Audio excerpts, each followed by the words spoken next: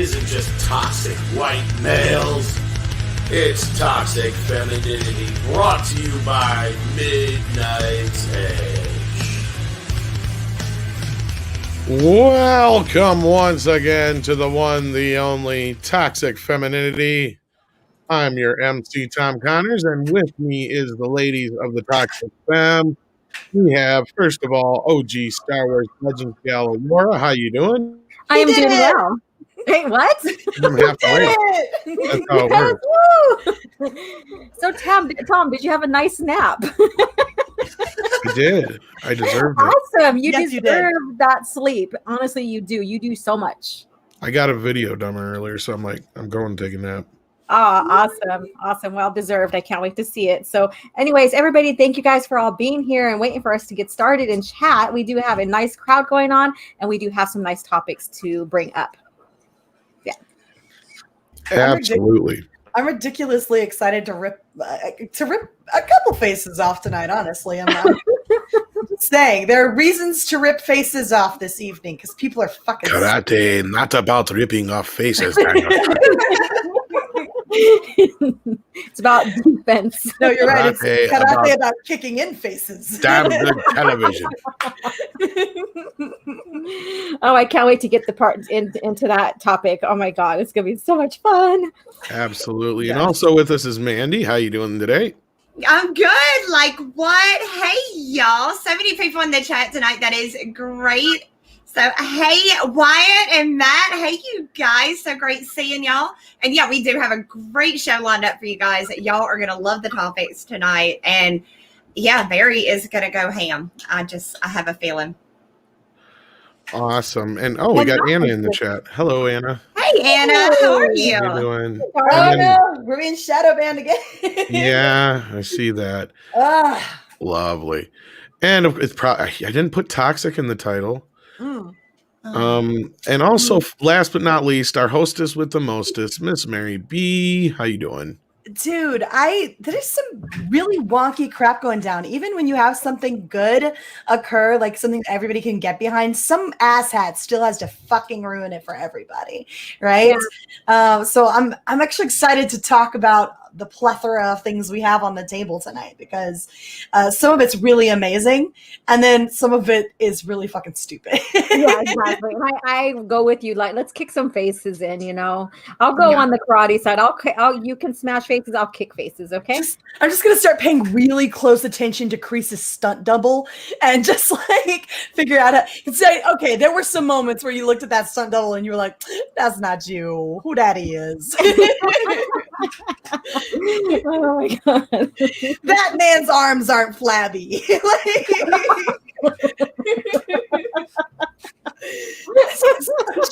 You know I'm right. That wig was 4 shades too dark. Like, yeah. Get your shit right. Oh my goodness. All right. Well, we want to just jump right into this. Well, the problem is there's not enough Gasians in Cobra Kai. Gasians? That's the problem. Gasians. Not Asians, but Gasians. Gay Asians. Yeah, yeah. Never mind that this particular season had a glorious amount of Asians in it. It's still whitewashed. Yeah. Let's not. Yeah, we'll get into that actually. You know. Exactly. Speaking of, why don't we just do that? Yeah, let's go. All right. It helps if I have my thing up here. Oh, okay. You know.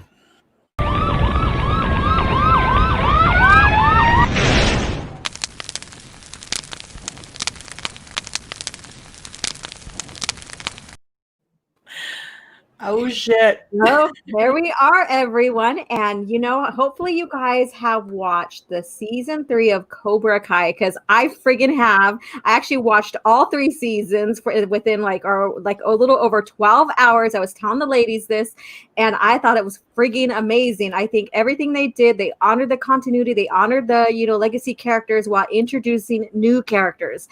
And but we still have some backlash. It's so freaking weird too, because so for like context of who the hell this guy is or why we give a flying fuck. Yeah, David Nakayama. I hope I said that correctly. He's probably Nakayama. Most likely, it sounds correct. Even though I'm not, Japanese, I am Filipino. It does sound correct. I mean, look, I guess I'm a whitey McWhiterson or whatever. Wow, Hey, that's awesome. my name. Whitey White McWhiterson. Yeah, how'd That's you her know? new rapper name. That's her new rapper name. MC McWhiterson, yo. Word to your mother. Oh, hell. Oh my goodness. I would buy that CD. No, you wouldn't. No, you wouldn't, Mandy. I wouldn't. I wouldn't buy that CD. I would buy it. I would kick my seat back and roll my window down and profile while I'm doing. Yeah, She'll put her shades on, her hat will be like sideways, some saggy hands. You just got me on the radio down, bumping it with her head, just moving back and forth, Exactly. Wickety, yo. Green eggs and Hammett. Riding around in my Volvo. Jamming. No, man, it's riding around in my Neil Prius. Young. You got to see a Prius, okay? Yeah. That's what it is. I don't know where to go, You're putting but Priuses this on rap the- is dumb. You're putting Priuses And it's on hard the to rap like a white man. Holy shit. No, I got it. Riding around in my Prius. Y'all wish you didn't see this. Too much ebonics. Take it back. Dial it down. White men sound like this. Get it right. Wait. Okay. All right. So get back to the topic here at hand. So we have David Nakayama, who basically did not agree with the direction they took Cobra Kai. And he says on Twitter, and mind you, this was since then deleted. We do have a screenshot of it. So there's no major Asian characters in Cobra Kai. Really? Dude, we probably should have hollered at Mecca for this because she had a scathing remark here, and it was glorious. It's how essentially how fucking racist do you have to be? They'd be like, why are there not Asians doing karate? Holy shit! That really somebody tweeted that. Yes. Yeah. Oh my god! And they didn't see nothing wrong with that. They were just like, good decision, and just oh my gosh. Well, this guy's a representative for not a representative. He's an illustrator for Marvel and DC Warner Brothers and Okay, there we go. Yeah. So we have the first comment here. Do you have the same concern for diversity when it comes to Marvel's editing office? Boom. And then Mecca, and I love her so much. Yes, because Mr. Miyagi is dead and only racists think it's okay to stereotype Asian people saying they need to do martial arts. Does everybody forget that Mr. Miyagi's Japanese to begin with? I know, right? Yeah, and right? And that's part of the whole kind of uniqueness of him is that he knows karate and he's Japanese. Well, and he could this to Daniel, right? That was his fucking decision, and so now you're undermining the decision of a Japanese man in the show. Mr. Miyagi is dead, but Daniel's son's the one he handed this down to. And then to top that off, Daniel's son he was adopted by Mr. Miyagi, so that was the person he's sending and passing down the heir to his Miyagi-Do and stuff and his legacy, and so and that was even reiterated in when Daniel's son went to Japan. When he realized that he wasn't taught everything he that Mr. Miyagi knows, and he even stood there and said, hey, he considered me as a son, and cousin. And even in the letter, he basically considered the kids his grandkids. Yeah. What was it? God, where was it that point where she was like, he's kind of like my grandpa or something like that? Well, we should preface there is spoilers in this. Exactly. And I even like the bit where he tells a specific character, I am like a karate cousin or however he puts it. It's where because he was outside of our country, we don't, he was treating Daniel like an outsider, and Daniel's like, but I'm not, you know. Yeah. It was fun watching those two nemesis come together. It's so much God, fun. him slapping down that freaking cup or whatever, and he's like, "No, I'll do it." And he Exactly. I'll get it like that. He's like, okay. No, I get trick. I loved that. I mean, obviously it wasn't a subversion because everything about the scene read that he was going to flip the script there in a little bit or whatever, because it was just so over the top and hammy.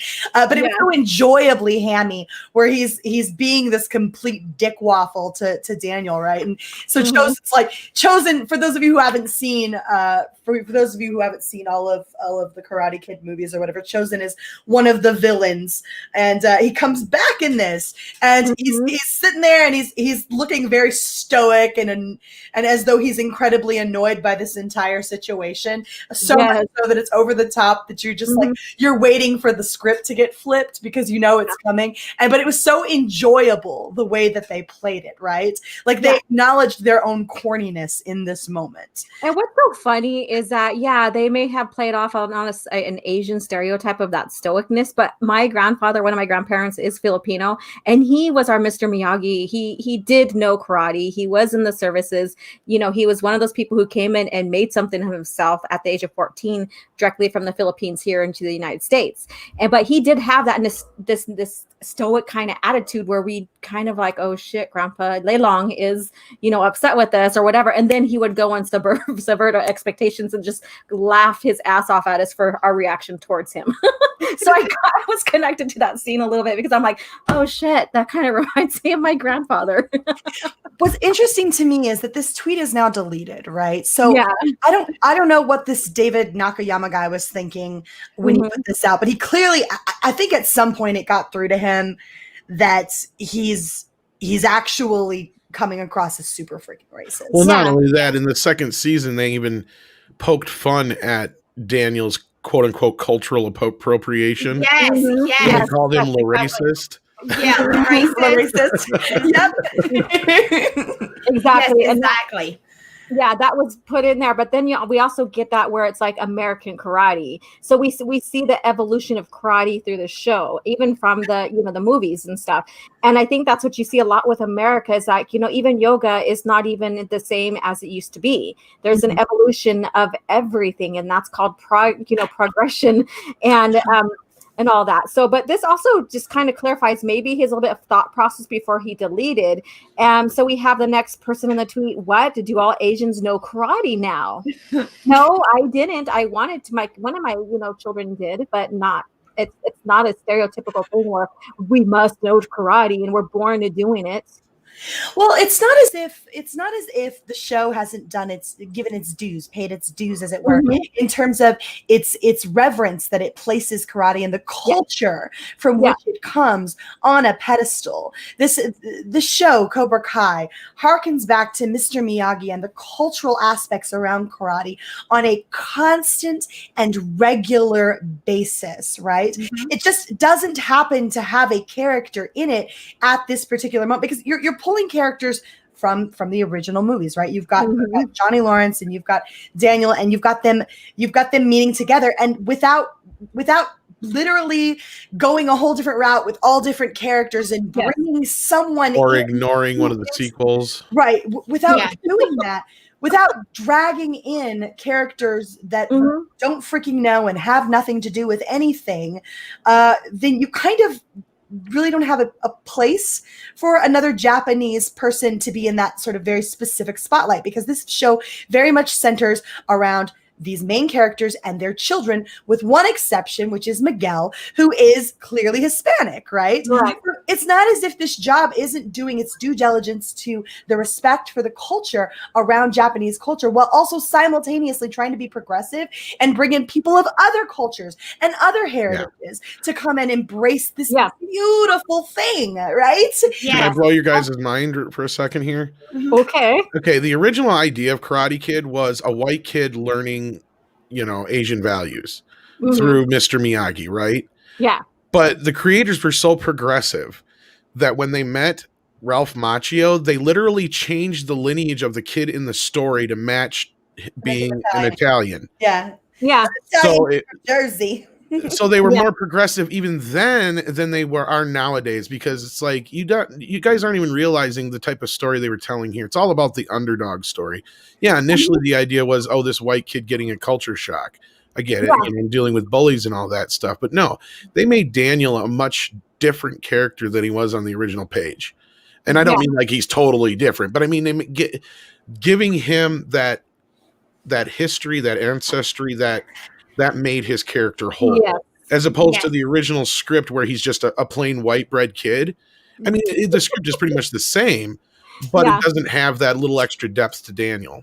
Yeah, exactly. And then so we get further in here. So I think that David Nakayama was basically going off nostalgia. I did go off a little bit of nostalgia. I just shared with you some of the nostalgia based upon my own family experience with my grandfather. So what he says here is, you're missing the point. Karate Kid was that rare movie that featured a prominent Japanese character. Pat Morita looks like my dad. So see, there you go. So you see, I made a comparison. So did Eve, with our family members, right? And subconsciously that meant a lot to me as a kid. And that's what drove me into the show as well. The show feels empty, and as for myself, I did not feel like it felt empty. Okay. That's the only difference between us two. So he would rather they ruin the show to prove a point other than make the show beautiful. Because I would give Cobra Kai is one of the few shows that I have to say I love what they're doing with the character. They're very respectful of all the characters that had been in the movies and stuff. They are so good about bringing them back and giving some of the really like the bad guys in the movie a redemption arc. Like, I don't know about you guys, I like feel sorry for John Kreese now. Like, I genuinely I feel sorry for him. I understand him. I'll give you this, Mandy. I understand him. I feel bad for him. It's like, if his life had been different, he would have been different. He is he is what happens when you grow up like that. I don't know. What happens when you grow up down that path? I'll tell you who I feel sorry for. I feel sorry for Johnny. I feel sorry for Johnny because it's constant characters of abuse. So here's why I don't feel sorry for Kreese. Although I understand Kreese and I appreciate the show. Oh God, we'll get into Kreese too as well with me. But go ahead. Sorry, you little bastard. But I like that. With Kreese, you have this instance where they do these flashbacks and they show you about where he's coming from, right? Where it is, why it is that he has the mentality and the perspective. Nevertheless, despite the fact that you understand and you get context for it, it never justifies it. It never tells you that what he's doing is okay, that how he perceives things is okay. It simply gives you the context for why he is the way he is. And that's something that I very much appreciate about this show, because it doesn't change, his past doesn't change the fact that in the here and now, in today, he's sending children out to beat the fuck out of other children, right? Well, in ID Buckeye, this is what I was trying to point out in the beginning, is that, Okinawan, yes. Yeah, Pat Morita's character in Mr. Miyagi, actually, he was unique in a lot of ways. And they understood that initially. They understand that now. These critics out here that are watching this show don't understand that. Even beyond this, I've seen some critiques on this show that, okay, let me say this up front. I get it. Cobra Kai is a soap opera for guys. Instead of, sex and screaming, they use karate. Okay. That's the difference, right? Yeah. It's basically a soap opera for guys. I'm not going to deny that, but it works on every single motherfucking level. I get it. It's ridiculous. You even have one of the main characters in Daniel's wife pointing out just how ridiculous everything is. Yeah. And we still love her for I love her ruthlessness of going up and getting into Kreese's face and saying, "You need to back off our kid, you motherfucker." Out of him. But I love it when she's like, and then he puts the restraint. She's like, I know it's crazy when everybody else says it, but and it's not wrong. It's like the picture he painted was completely accurate, but all of the context for everything that brought her to that moment is left out, right? And it's so weird because it actually harkens back to the Johnny sort of storyline here that we get initially when you first start watching Cobra Kai, and you realize that there's this perspective from Johnny's point of view that tells us the same story and yet somehow significantly different, right?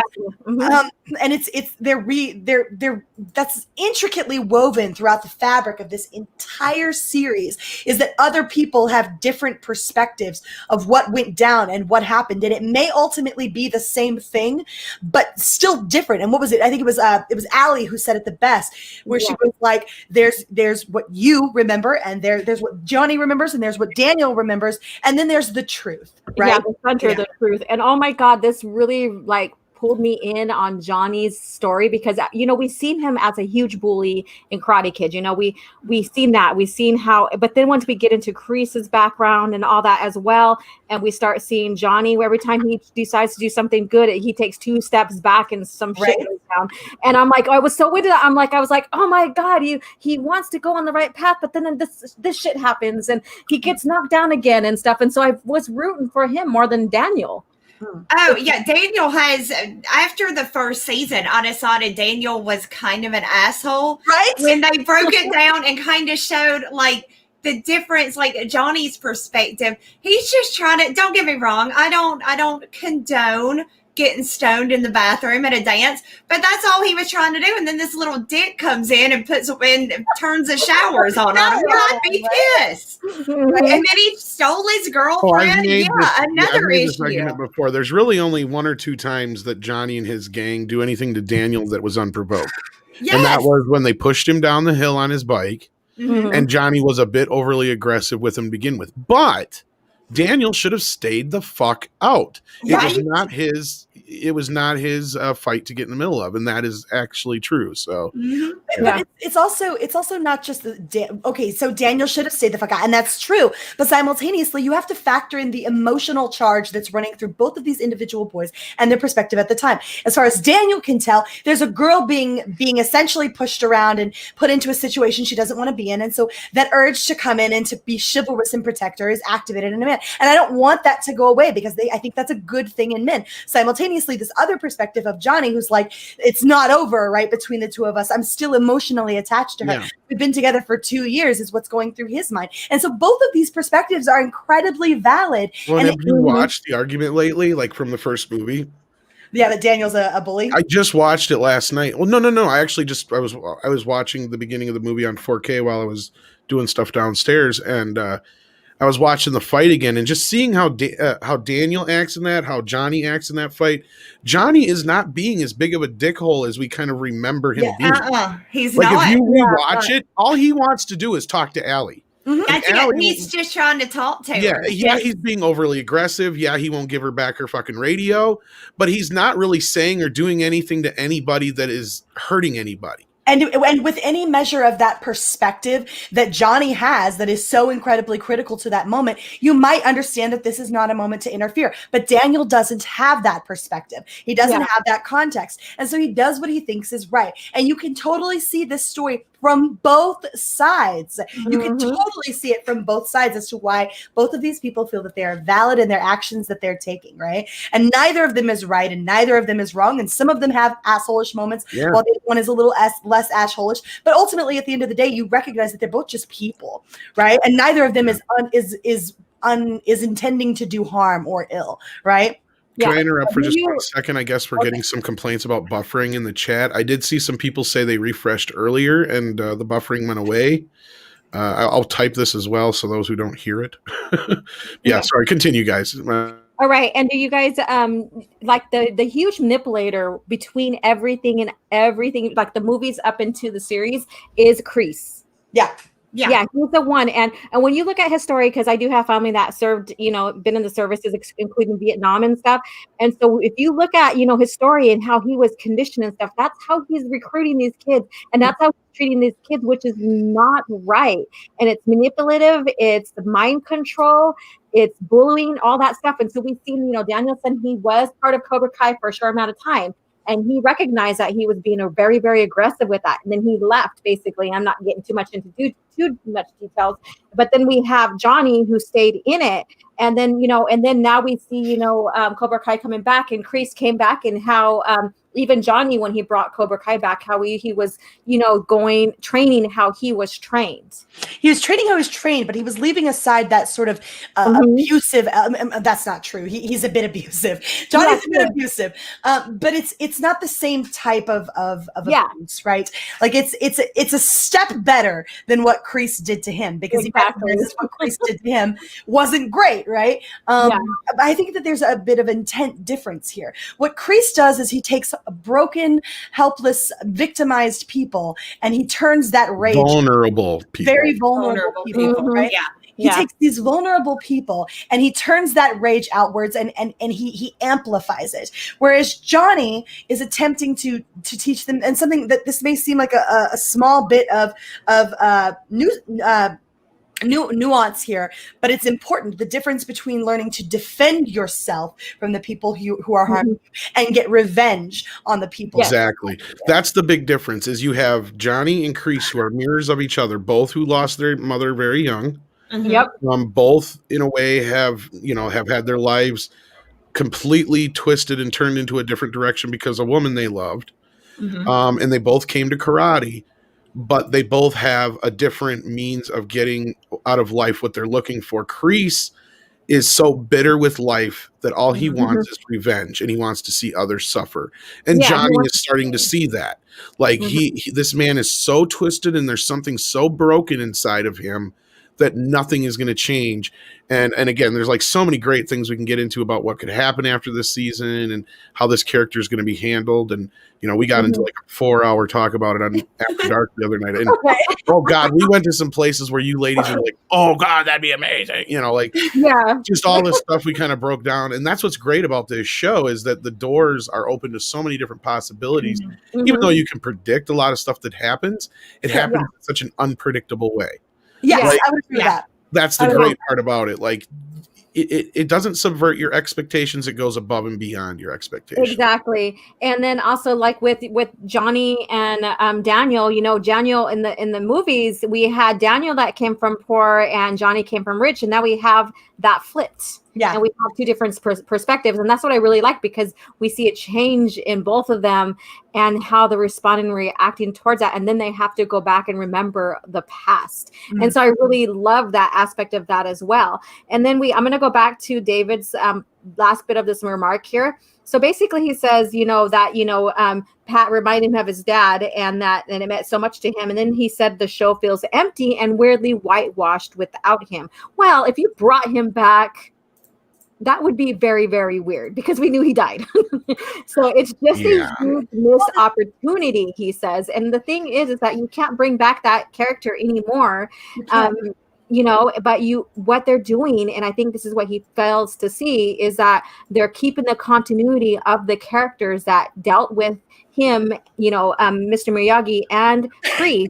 And now they're the ones that are carrying the torch and passing the torch on. Well, I was gonna say that's what blows my mind, is that this guy, David Nakayama, clearly doesn't have a perspective on the fact that the show very much keeps Mr. Miyagi alive through Daniel, right? Very much so. Yeah. Mr. Miyagi is very much still a potent, important, driving force of this series that is constantly being referenced, constantly being hailed as the guiding light that put Daniel on the right path to get his life together. Even his mom lauds him as he was so good to us. The guy goes to Okinawa to try to reconnect to this man who taught him and guided him so much. Mr. Miyagi is not gone. This show did the only thing you could possibly do to keep this character still involved in this series. And exactly. He is important. Well, not only that, they mention him at every turn. Yeah. I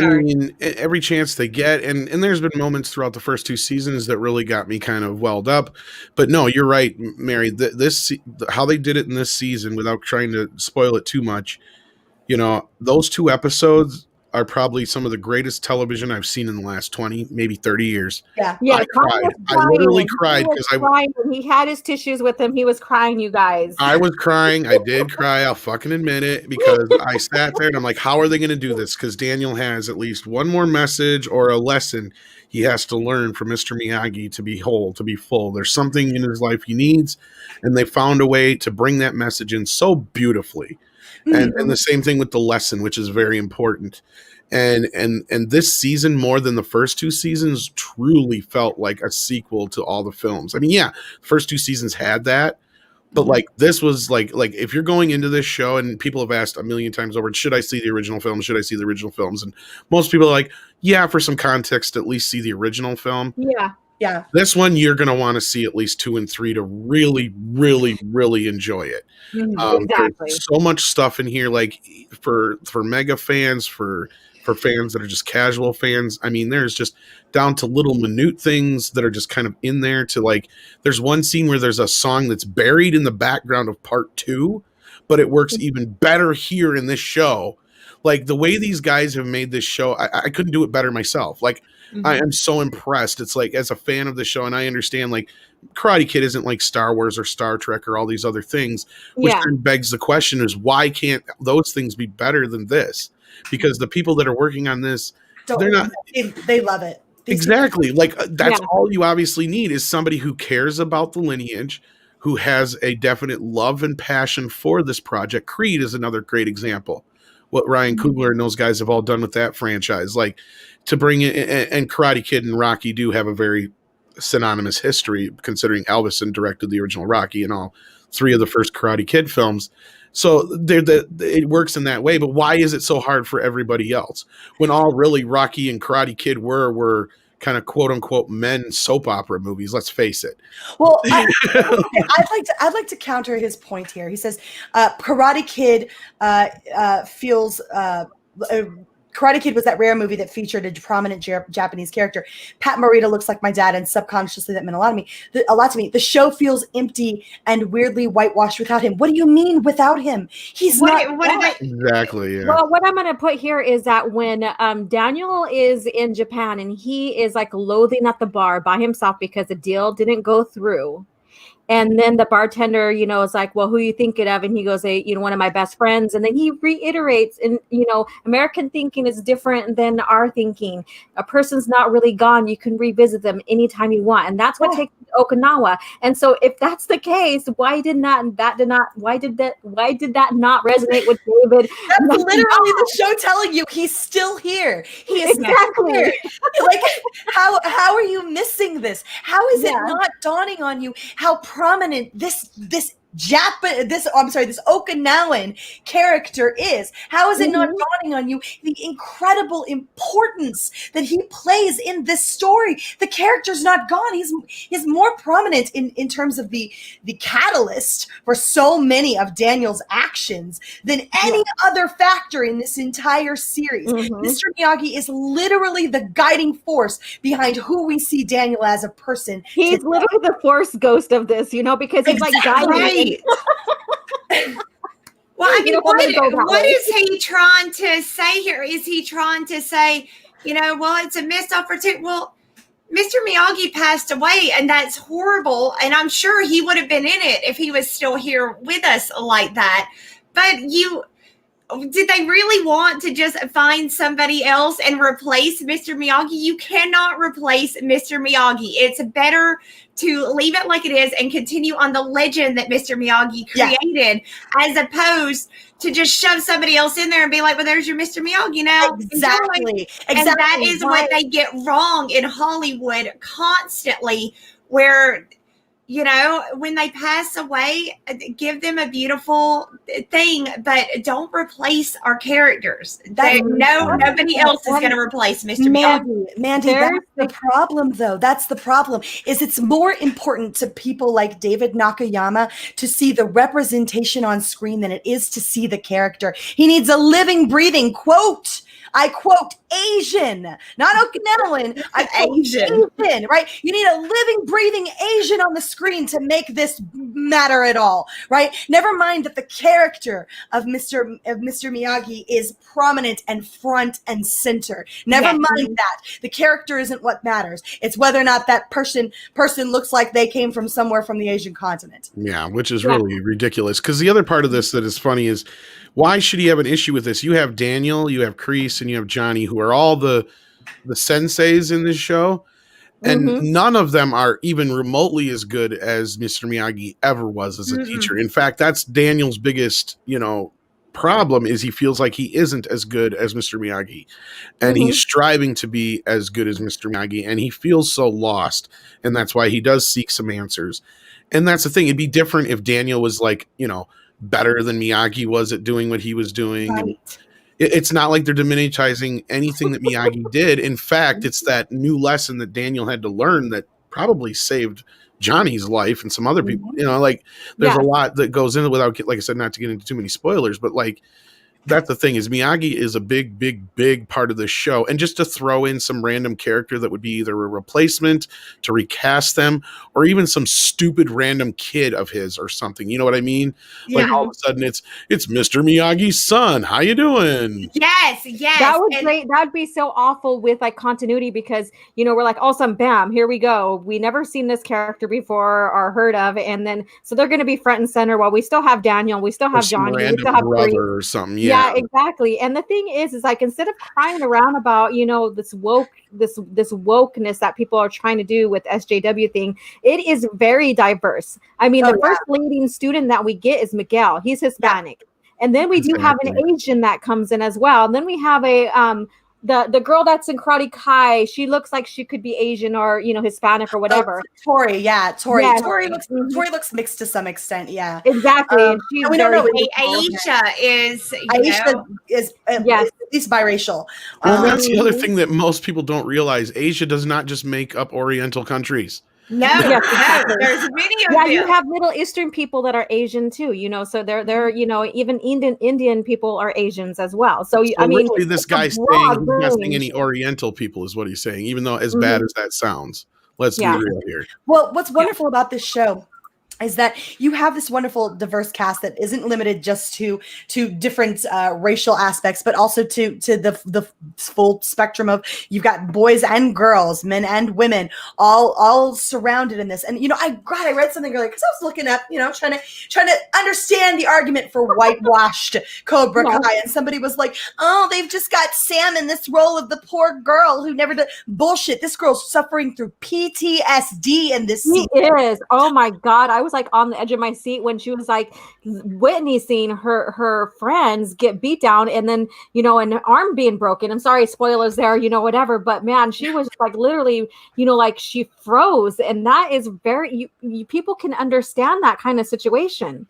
Yeah. And she took it with her. And Yeah. it was a lesson that brought Mr. Miyagi back into the picture. And this is how you make me care about these new characters. Because you never set aside Johnny. You never set aside Daniel. You never set aside Mr. Miyagi. You had them front and center with their problems on full display for me to go through and sort out with them, while simultaneously interweaving these brand new characters. And the truth is I could have taken or left Sam for the first couple of seasons, honestly. Well, she's not a very likable character the first two seasons, and people have pointed it out. And it's not because she's a bad actress; it's because of her actions.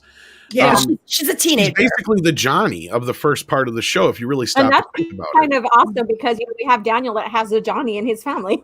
Yeah, that's the funny part, because Miguel is really, if you look at it, like, and this is what I love about this, is these guys have straight up Force Awakens this stuff, but done it better than the Force Awakens did. Because Miguel is literally Daniel. He's a single, he's a son with a single mother. He's lost. He has no direction. He meets an older guy who teaches him karate. Yeah. And he finds direction through karate. That's Daniel. That's Daniel right there in a nutshell. And then at the same time, you have Sam, who is, she comes from the bourgeois valley. She's got all the friends. She's popular and all that kind of stuff. That's Johnny. That's what Johnny was. You've taken this character that I really could have for the first two seasons taken or left, right? And at this point in the timeline, I'm sitting here and I'm gut wrenched over her because you've made her matter. You've made her count. You've made her real. You've made her a human being who is suffering through something that is absolutely horrific to deal with. And being a person with PTSD myself, I understand what it means to find yourself in a moment that drags you back to that place that you dread more than anything, right? And suddenly Sam means everything to me, and she's just as important to me as Johnny, just as important to me as Daniel and Mr. Miyagi. She matters now because they took their time with her, because they made her a person, a human being, actually kind of an unlikable human being for the first couple of seasons. And now she's starting to get her shit together, and she's struggling really, really hard with character growth. Yeah, it's They even That took Kreese and Tori, who were very two-dimensional characters, and have really fleshed them out and made them more three-dimensional. And in the process, even though I'm going to fucking say it, the critics are full of shit. They've said, they've made Kreese into a likable character now. It's like, in what way? What has this guy really done? Yeah, we feel bad for him that he's lost his mom and he's lost his girlfriend, but it's how he reacts to those things that matter. It's how he acts in his daily life that matter. And like we've said, like, there's something wrong with this guy. And Johnny is. Yeah, I don't know. I always go back to like season 2 where he's, where Johnny finds out that he's living in the homeless shelter and he's sitting on the bed and he's like, I have no direction. I tried to join the army again. They wouldn't have me. I don't know. Now, don't get me wrong. I have not seen, I'm still playing catch up. So maybe he turns, but where I'm at in the series, I genuinely feel sorry for him. He's full of shit, as always. Oh God, don't tell me that. Yeah. Kreese has not changed. If anything, he's gotten worse. He's definitely, and I was telling this to Mary, I said, you could see him, he did suffer PTSD from, being prisoner of war, during that time. And sorry, spoilers again. And so we see that development of character. He's like, no mercy. He took that title literally and is now teaching these kids to be basically ruthless gangsters, if you want to call them that, within karate. Absolute vagrants and monsters. The what they put these other kids through. And look, I'm not saying that Miguel doesn't make mistakes or that Sam doesn't make mistakes. And Robbie is certainly fucking right the hell. They're kids. They're teenagers. But they're very impressionable. Yeah, they're impressionable. So they're just doing what they are taught.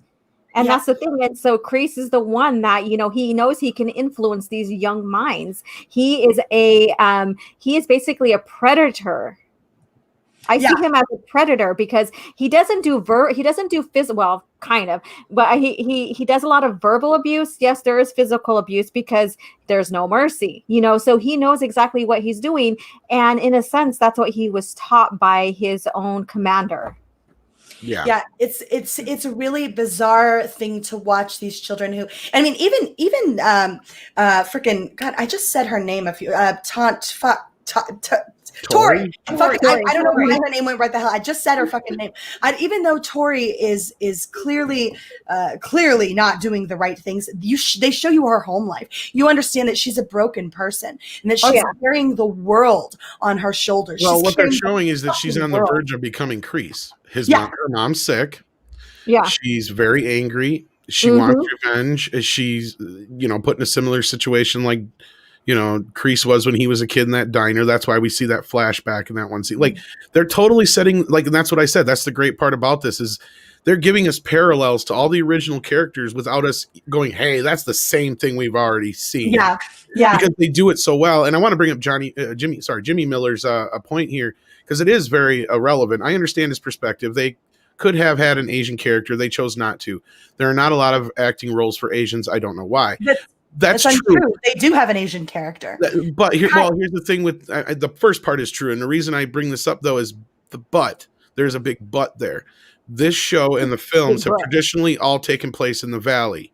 Yes. Where Asian culture is not very prevalent. And that was kind of the whole point of the first film, is that not only does Daniel get a culture shock of going from the East Coast to the West Coast, he gets the culture shock of just meeting, that Asian culture head on. And that's a big part of the show. And that's why Daniel hated, the whole thing with the racist thing was kind of funny, was because we know as the audience how much Daniel respects Mr. Miyagi's lineage and how much he respects the Asian culture and all that kind of stuff. So obviously we know as the audience, but this person is not getting the joke, I don't think.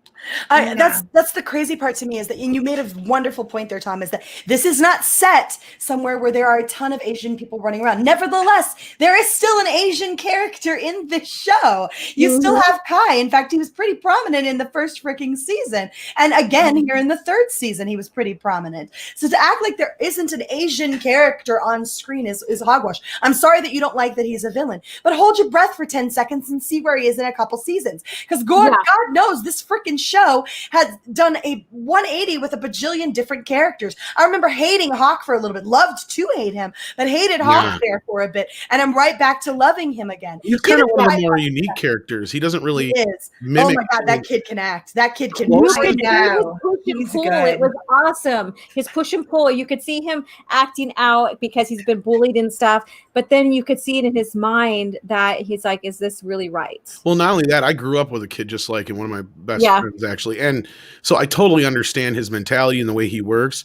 And that's what's great and unique about him is you can't really parallel him to anybody but maybe Bobby, from the old, like that's the thing is he's one of the more unique characters is that he's given stuff to do that we haven't never seen in Cobra Kai or in Karate Kid, prior to the show. Like that's the great part about it is we get so much of this familiarity mixed in with a lot of new stuff.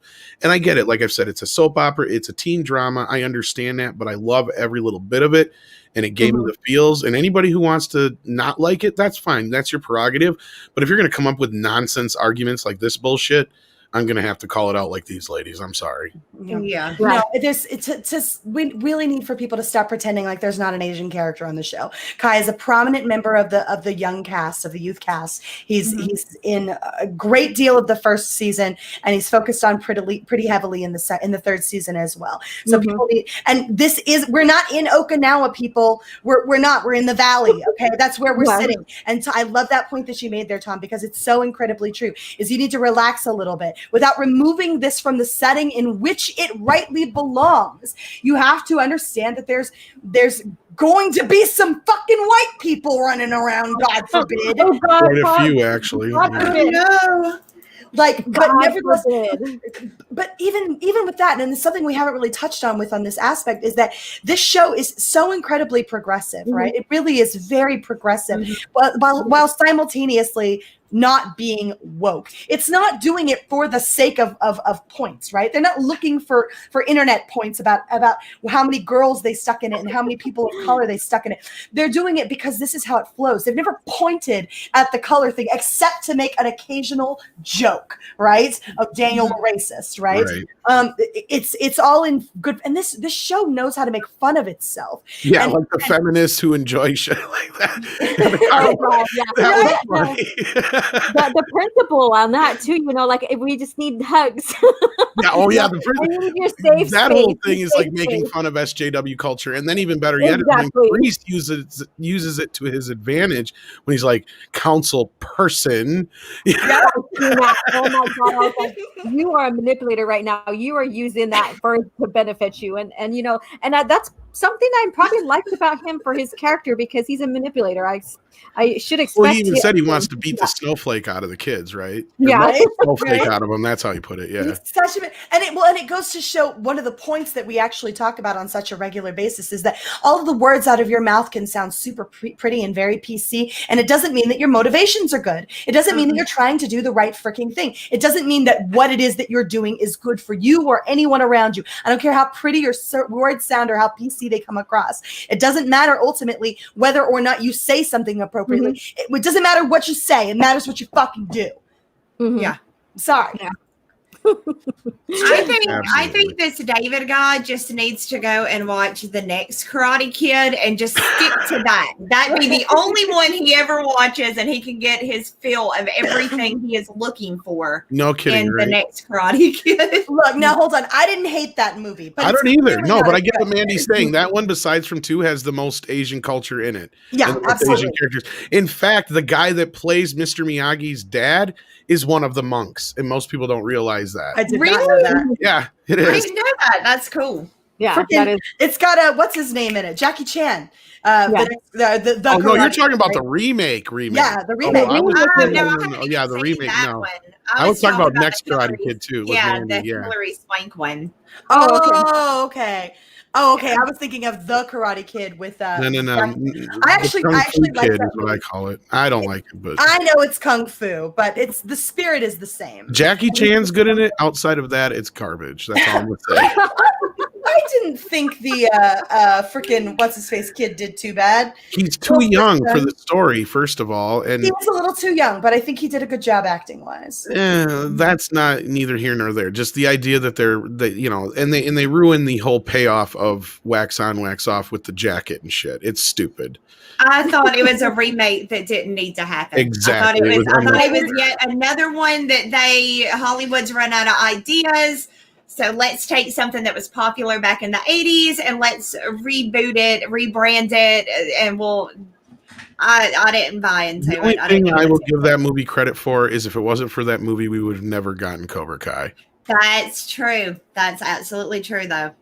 Okay, so ladies and gents, what did you guys think about the last episode? That leads up to the last episode. We need to talk that, you guys. We do.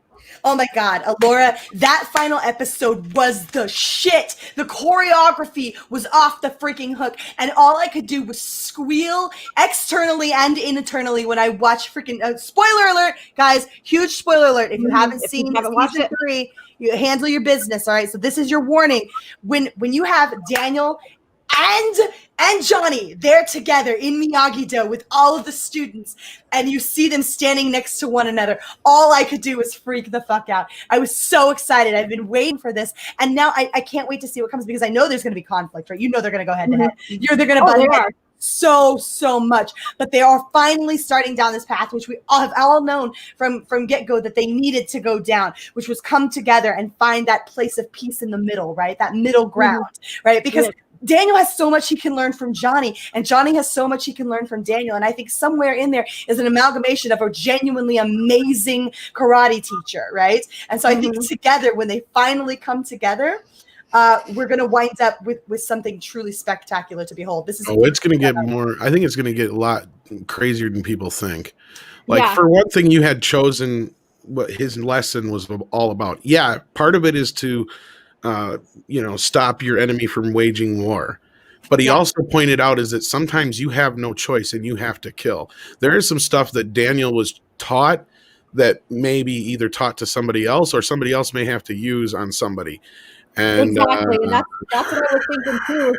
Is that his lesson back in Okinawa, basically setting up the whole pretense for the next episode, or the next season. Is that because you have to teach to disarm, and sometimes you have to teach. Sometimes you have to take the life, and so I have a feeling that maybe someone's going to die. I think you're right. I think you're right too. I've got that. And I could give you my speculations. I think it's going to be Kreese. I think it's going to be because Daniel or somebody's going to have no choice. And it's all going to be in self-defense or in defense of somebody else. I don't think it's going to be Kreese. I think it's going to be Robbie. I think Robbie maybe. I think Robbie's going to die in the crossfire. That's very next. You got a good point there, Mary. That'd be my if I was a betting man, that'd be like my next way down the list. But it's probably going to be Kreese. But guys, remember, they could bring back. It may not even be anybody we know doing it. Remember, they could bring back Chosen or something, and Chosen could be the one to do it. It could be a situation where, because he's he has no choice, and because there's a lot of people who said they'd have an issue if it was Daniel the one who killed or Johnny is the one who killed. But you also have a thing set up to where if Daniel is the one who has to kill Kreese, what kind of struggle he'll have internally throughout the next few films. And that opens other doors and stuff like that. But again, I think you guys are right. I think we're going to lose someone at some point here. Yeah, most likely Kreese. I think Kreese, I do agree that Kreese is a likely candidate. I just feel like Robbie is more likely to die because of the emotional impact that will have on Johnny, on Daniel, on literally everyone, right? Yeah. Everyone loses their shit if Robbie dies. And I think that's, but it doesn't leave Johnny without an opportunity to still be a father because Miguel is there. And so you're not left without some measure of emotional satisfaction. And I feel like Robbie is that perfect balance of if someone gotta go, it gotta be Robbie. It's going to affect everyone, like you said, everyone. No, Because and Samuel, having his, because they both went, and again, spoilers, they all both went when Robbie got out to make sure he had a ride and a place to stay. I said, and then I thought it was crazy how Kreese was able to visit him without a priest, but then when it was his father, they had to have a priest. So I thought that was kind of confusing for me. Wait, the visitations? Yeah. Well, but you have to keep in mind, Johnny is on freaking parole right now because he beat the hell out of his kids.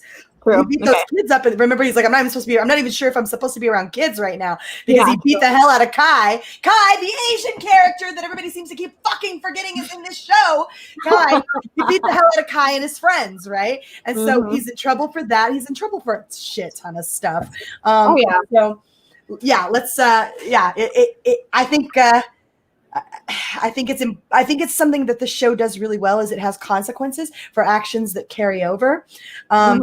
Like Johnny still can't just go fucking walk in and see his kid because of shit he did 2 seasons ago, right? Yeah, exactly. Miguel doesn't just wake up. You got fucking half the season going down before the guy can even walk again.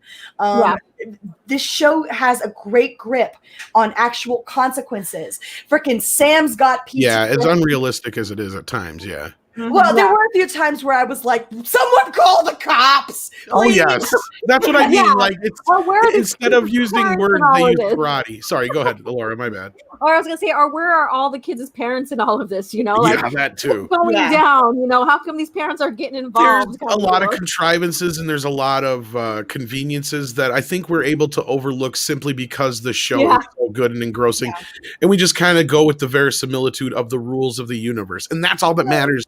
And that's the big thing about writing, especially when it comes to Star Wars and Star Trek, that the writers don't understand is that you can do all kinds of crazy shit as long as you stay within the boundaries of the rules of the universe. Right, that's the main important thing on top of canon. Canon is important, yes, but the rules are most important.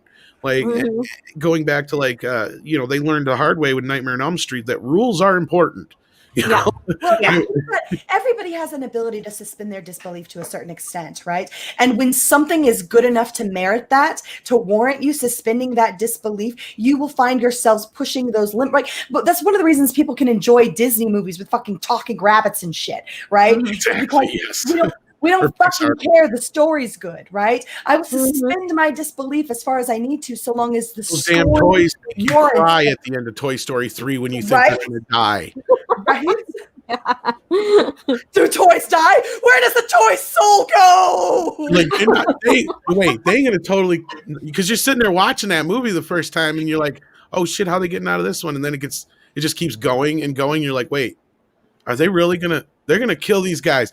Hold up, stop the projector. What the fuck? Then the claw comes in and you're like, oh, thank goodness. No, I have to give, there were a couple times, and that was my biggest critique. I was actually talking to Justin about this, was that the Kreese stuff was a bit hammy at times, and it was over the top, and there are moments where I'm like, Jesus, this is a cartoon villain, right?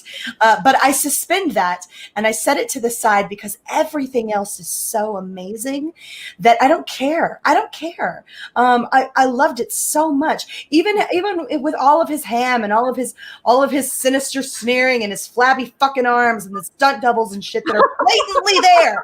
That is it. That is not fucking Kreese. You know it. I know it. The guy down the street knows it. That's not fucking Kreese. No way in hell. Totally different arms. Yeah. And I think he's like a half a foot taller. Right. Yeah, exactly. Yes. No, you're better right. win. I get it. Like I said before, it's very melodramatic. It's soap opera in the best way, shape, and form. And even the original films, I think that's what people forgot about the original films, especially part 3, and everybody always jumps on it. And it's like, look, you got a character like Kreese. What are you going to do? How are you going to make somebody worse than that? Terry Silver. Yeah. You got Johnny Lawrence. How are you going to make somebody worse than that? Mike Barnes.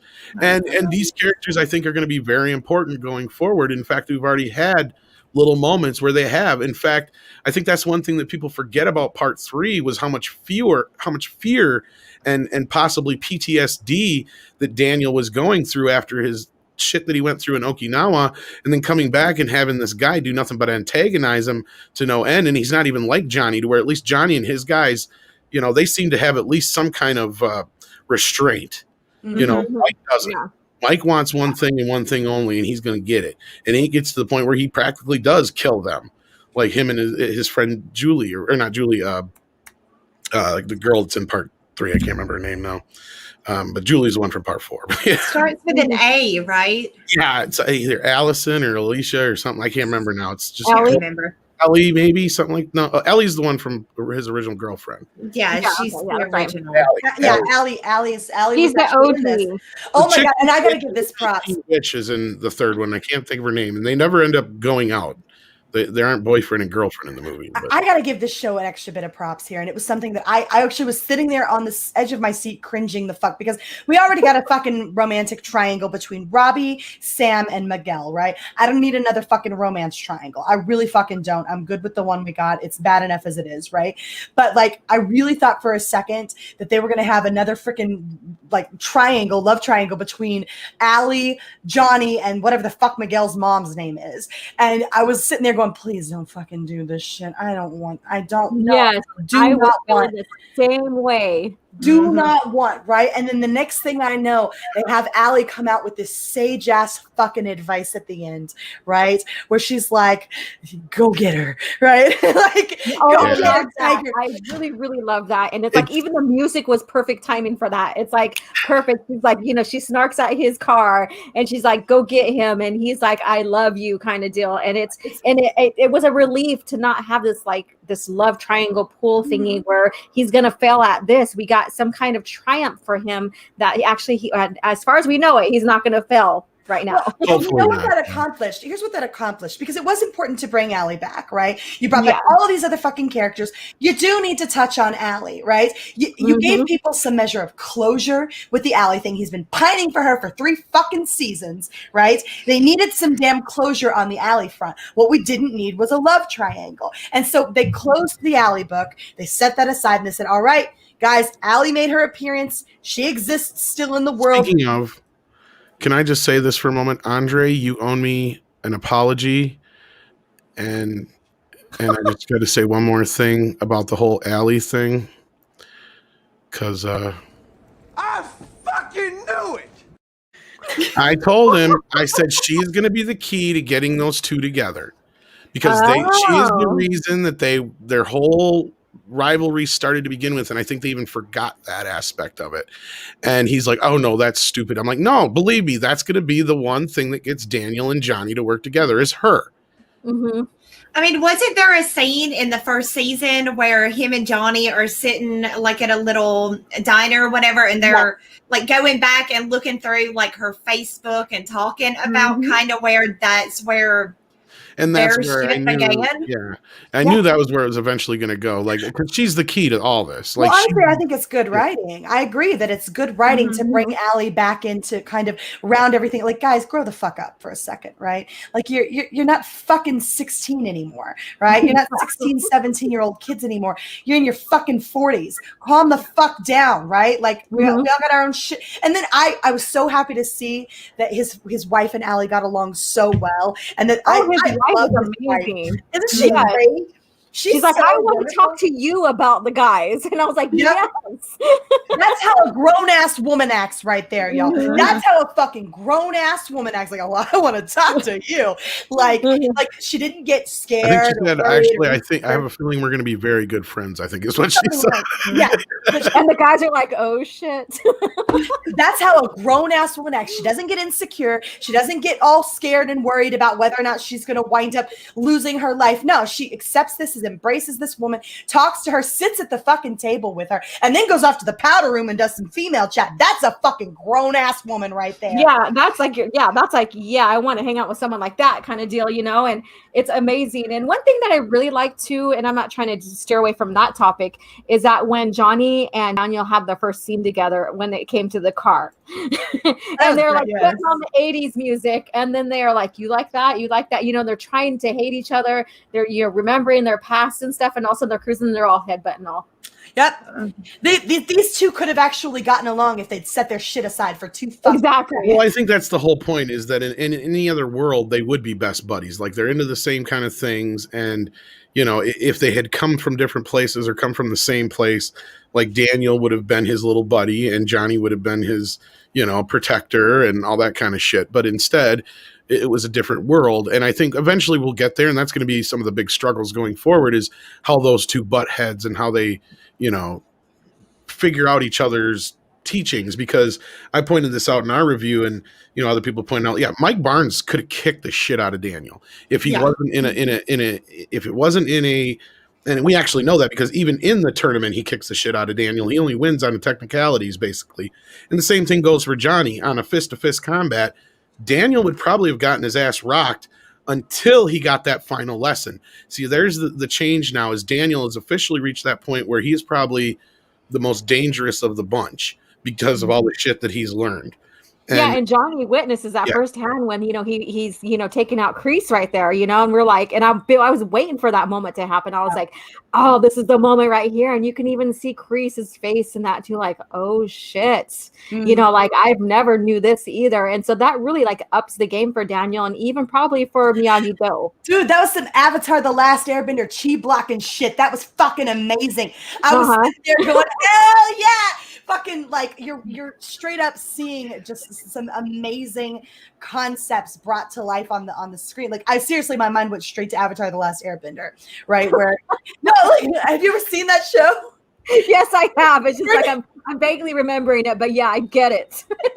It's just so amazing, and I completely buy that it works in the real world, that you can just cut off certain. Look, I got tendonitis. My arms don't fucking work when that shit hits. I know how that is. Yeah, I got carpal tunnel, but it's similar. But no, like you're right, and I get it. It's the whole, like, you know, when it's magic. It's a little bit of Miyagi magic. It's probably not very realistic, but hey, it works for the goddamn show.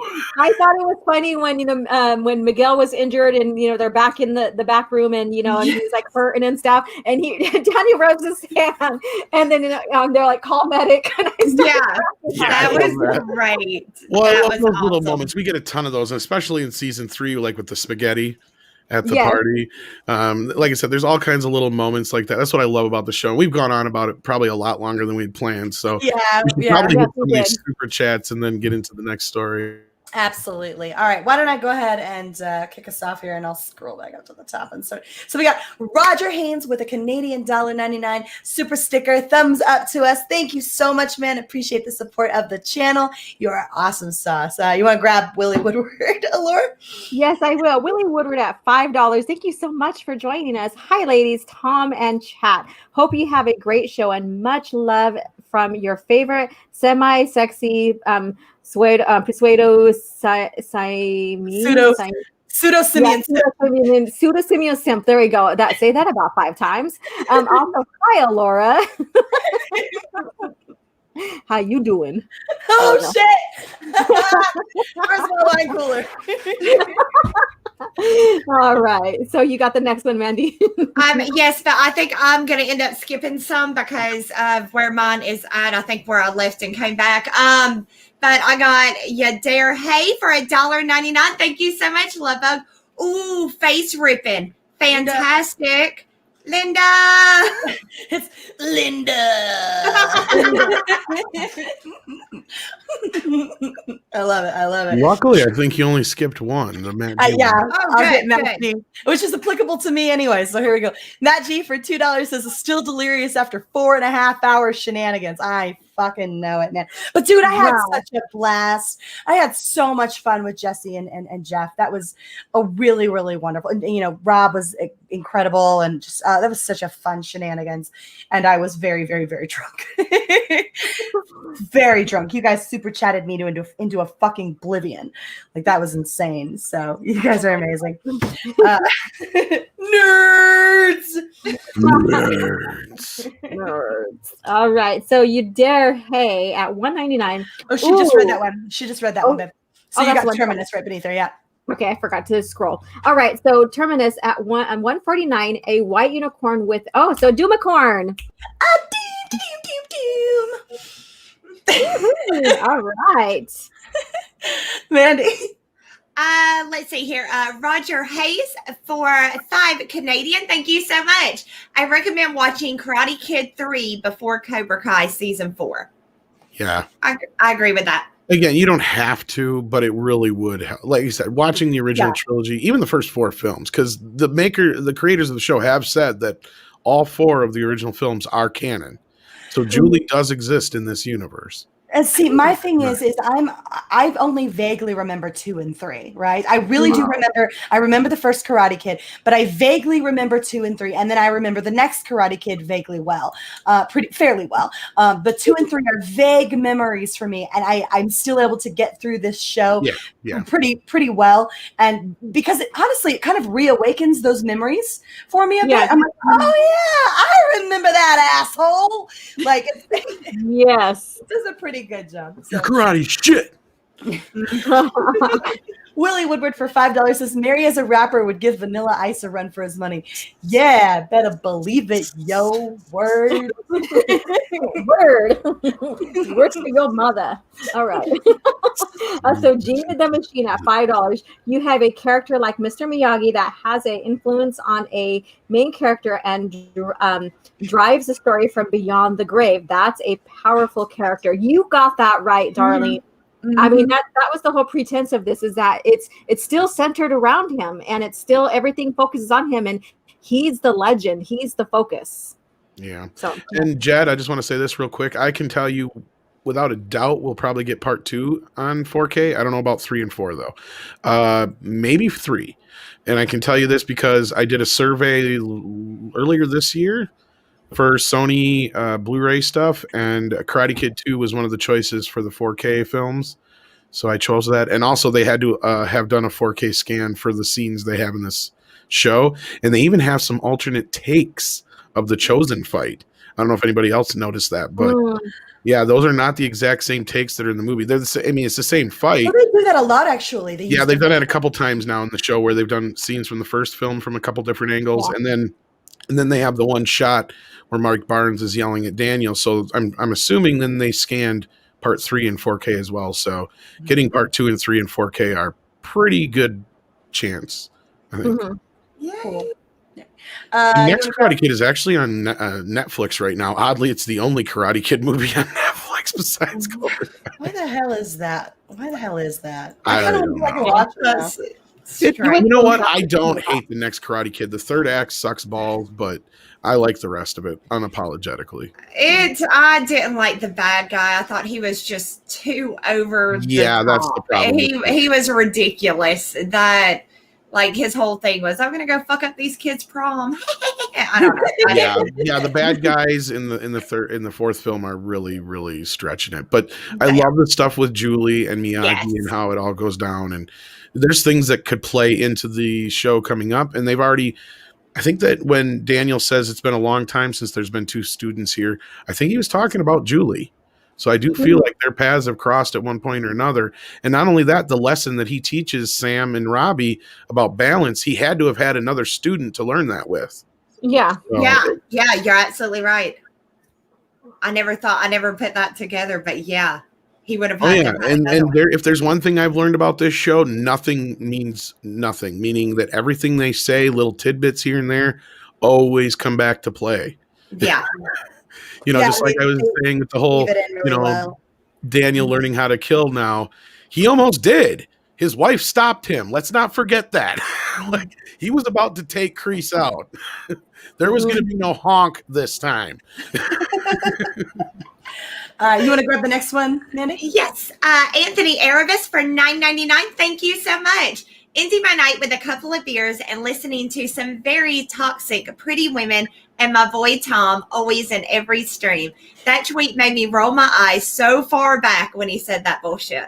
Yeah. Yes. It's deleted now. I don't know. I don't know if it's occurred to him that, Mr. Miyagi's still a character in the show or not, but it's deleted now. So hopefully it has.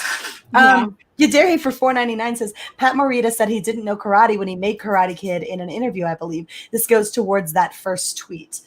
Yeah, absolutely. Yeah, like, why the fuck you gotta act like every Asian character know fucking karate? Fucking racist. Not only that, if you watch the movies, 99% of the time, you can totally tell it's somebody else and not Pat Morita doing that shit. Yeah. Yeah. Well, Yeah. God, if I remember correctly, what they were saying was one of the original people who brought the Okinawan form of karate to the United States was actually his stunt double. That's a possibility. Yeah. Yeah. Well, and the whole thing is the name Miyagi. The original writer Mark Kamen took the name from the history books. He went and looked, seen that karate was created by a guy named Miyagi, and he took the name and he created this lineage and this little background story that they retell again in this season that came from part 1 and 2. I think he tells it in part 1 as well. Fumio Demura. Yeah, Fumio Demura was his name.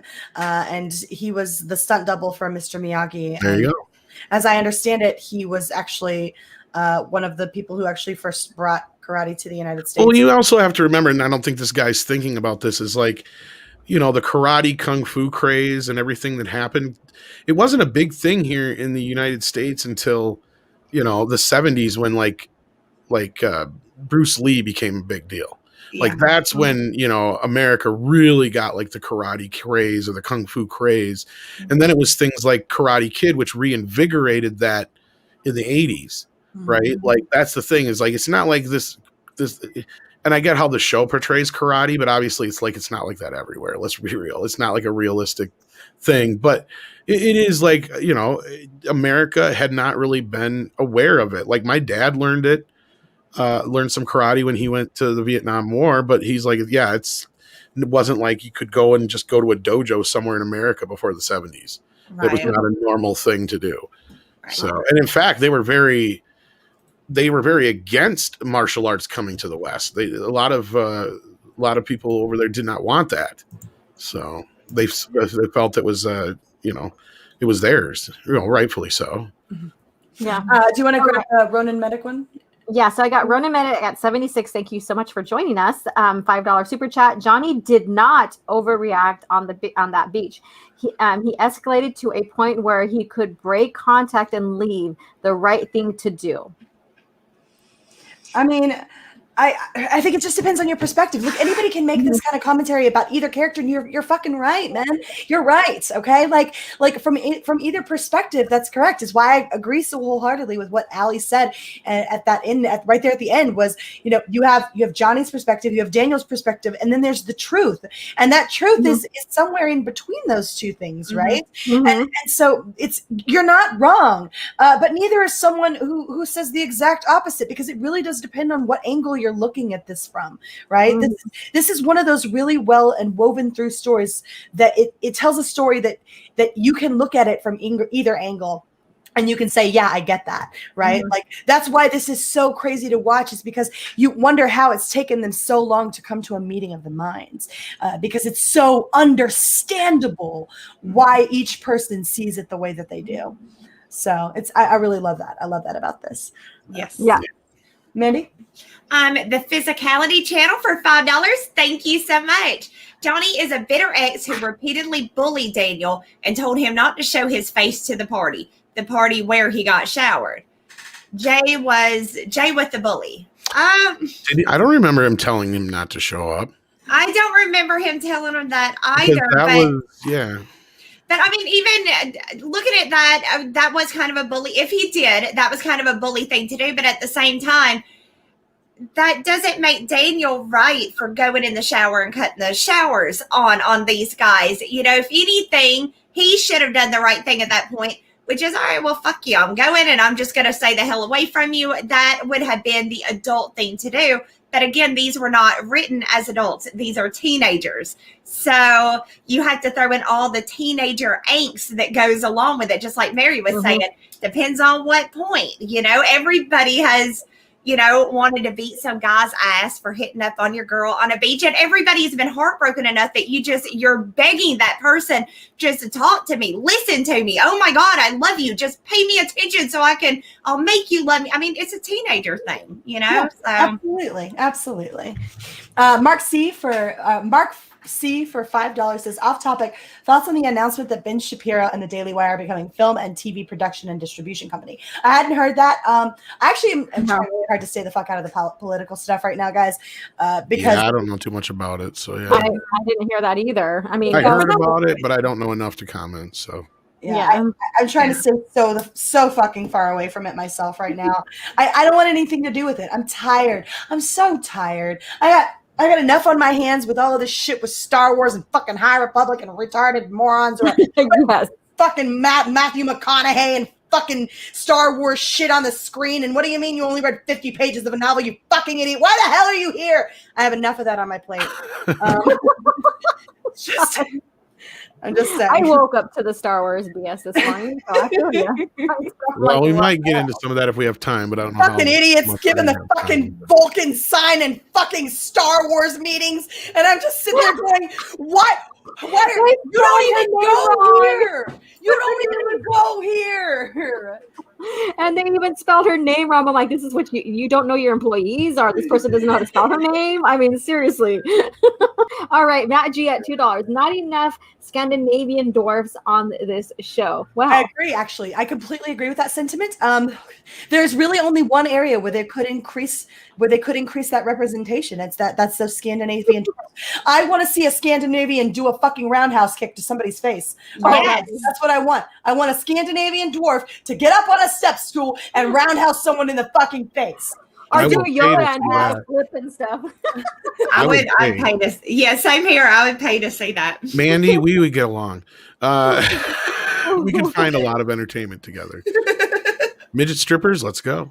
Let's go. I'm on top of it. Yeah, exactly. Like literally. I told people before I tried to, like, I may not should say that, but I tried to illegally download the Hulk once, and I got the Hulk little person thing. No, I watched the whole damn thing too. I will admit it. I finished it. I didn't turn it off when I realized what I got. I understand this woman. He was like, probably like people.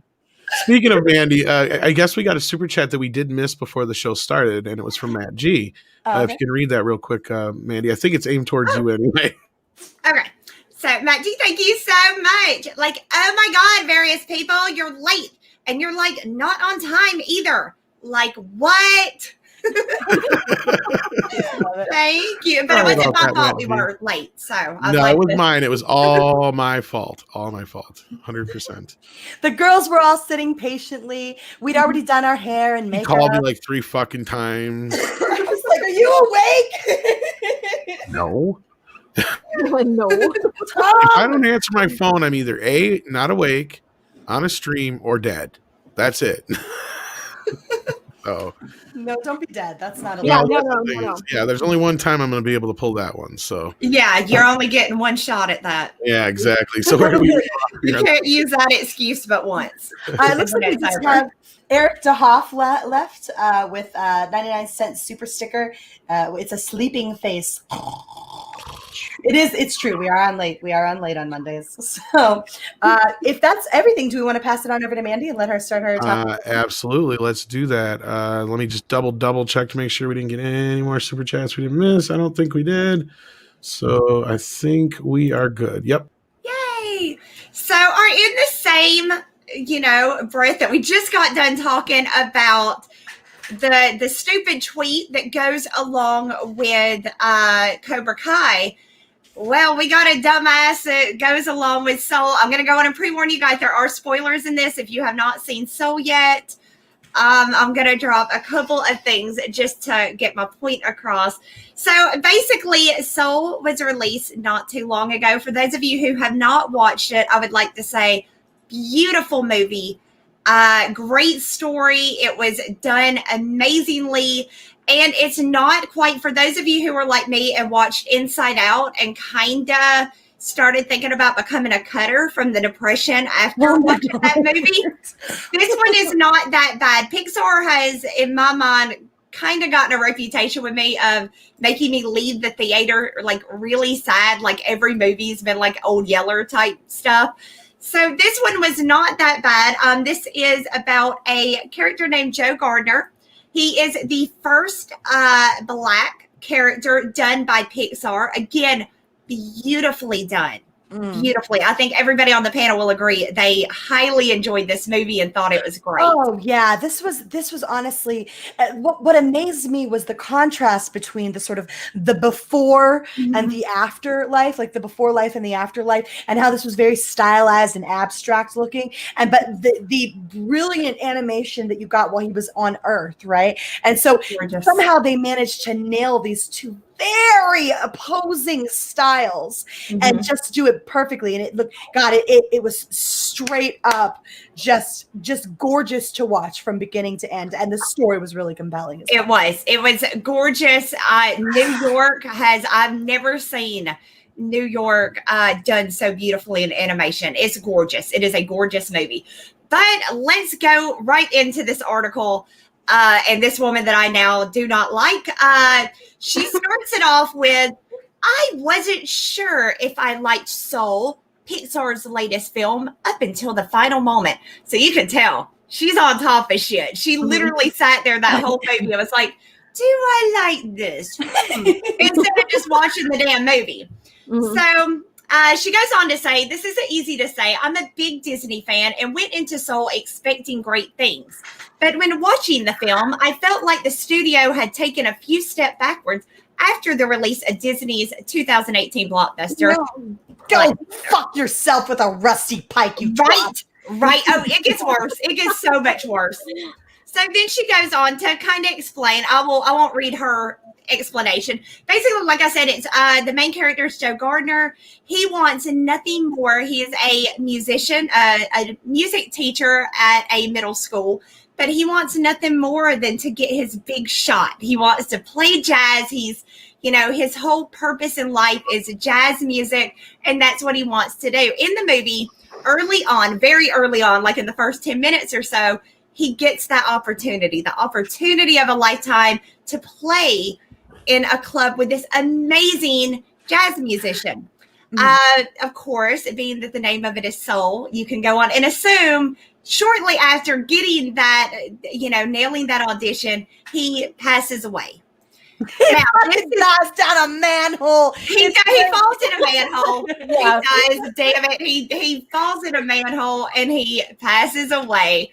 So he starts freaking out about, no, this is my chance. I just got my big break and no, I can't right now. So he ends up trying to run away from the death situation, and he ends up in a new place where he meets, he's still passed. He meets I say a little girl, but it's not really. He meets another soul. He is in what is called the Great Beyond, and their story is, every soul is, given their personality, given their traits, given everything, and then sent to Earth to live out their lives. So there is no race. They're all little blue blobs. You're a soul. They're fucking squishy Smurfs. Yeah, they're squishy little Smurfs, basically. They make it so clear that this is, they literally use the terminology. Everything here is a hypothetical. Her voice could be anything. She just picks this one because it's fucking annoying. Yes, it is Tina Fey voicing the character. And she does actually, like Mary said, she does actually say in the movie, I could use any voice I want to. And then she changes her voice to, I think, like a deep baritone. She said, I just make myself sound like this because it is the most annoying. Yeah. So there is, they go on early on and set the fact that there is no race. You're a soul. You're not born yet. They're up in the afterlife. None of that matters anymore. Yeah, no, all material things, even that makes the person, does not matter. You're just like this pure essence being looking for another life to go to. Well, that's the interesting contrast to make between the before life and the afterlife, right? Is when they're on that little conveyor belt to the afterlife, they've taken on certain physical characteristics of the life that they've lived. But prior to that, none of that has impacted who they are as a soul yet, right? So while they may bring some of that with them from Earth, prior to that, they haven't experienced it yet. It has nothing to do with who they are. And so it's not it's not who they are yet. It has literally nothing to do with them as souls, as human beings, right? And it's nothing. It has nothing. They all look almost exactly the same, right? Right. They're just little blobs. It's only the after the fact that you begin to carry with you some of that vague physical aspect. You're still blue, but you kind of look like yourself. You're vaguely reminiscent of yourself, right? Of your human form on Earth. But yeah, all the ones that are like fresh souls and haven't been sent out yet, they all look the same. They're blue, cute little squishy blobs, and they're adorable. And at points, they're actually like throwing them and kicking them and stuff. And there's no pain. You're not on Earth where all of that exists yet. So this writer goes on to say, I think I filled y'all in pretty well, where she tells the story, and then she says, "It is in the final moments, soul is set to sacrifice its black lead. So a white woman, now keep in mind, there is no race or color. It's a soul. It is a soul. And the souls are interchangeable. His soul winds up in a fucking cat, and her soul winds up in him, right? They're wandering around fucking Astoria with this person who's never been a person before, and he's a fucking cat. He doesn't have thumbs. He can't open fucking doors. This shit's interchangeable as hell, right? Like, there's no fucking white woman here. She could literally go anywhere and be anything. Yes, it's whatever body her soul attaches to when she comes to Earth. That will depend race, sex, all of that. That right now, and the way this story is, they're nothing. They're not born yet. They're souls. Yeah. So, and yes, Mary, she actually does complain about that as well in this. So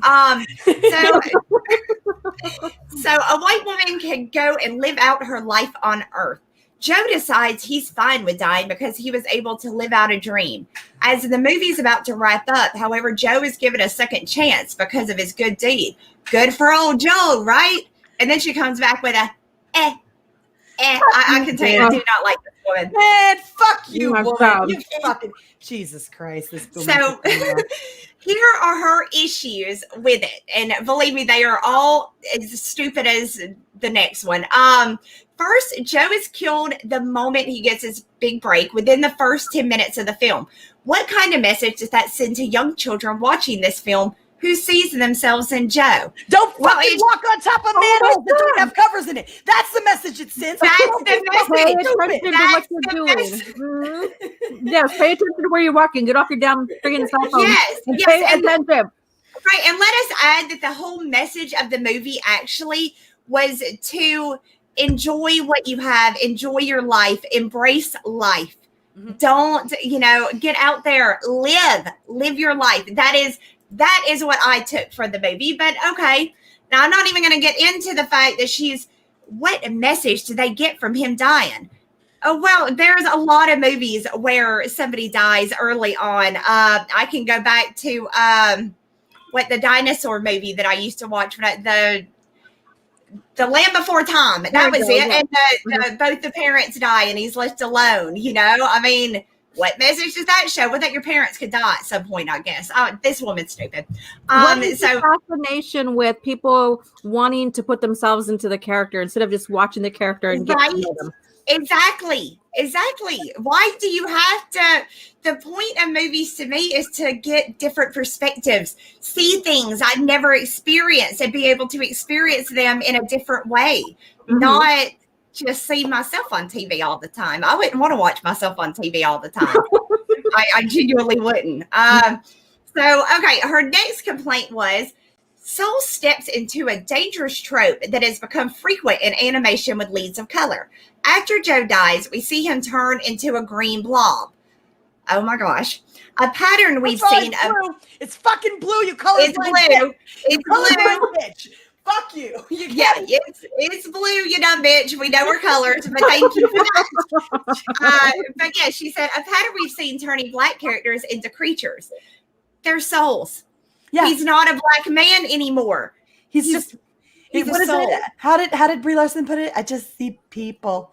Like, this is the one fucking moment where that's applicable, right? So, like, Jesus Christ, as much fun as we make of that, this is the one fucking moment where that is absolutely applicable. It's not just people.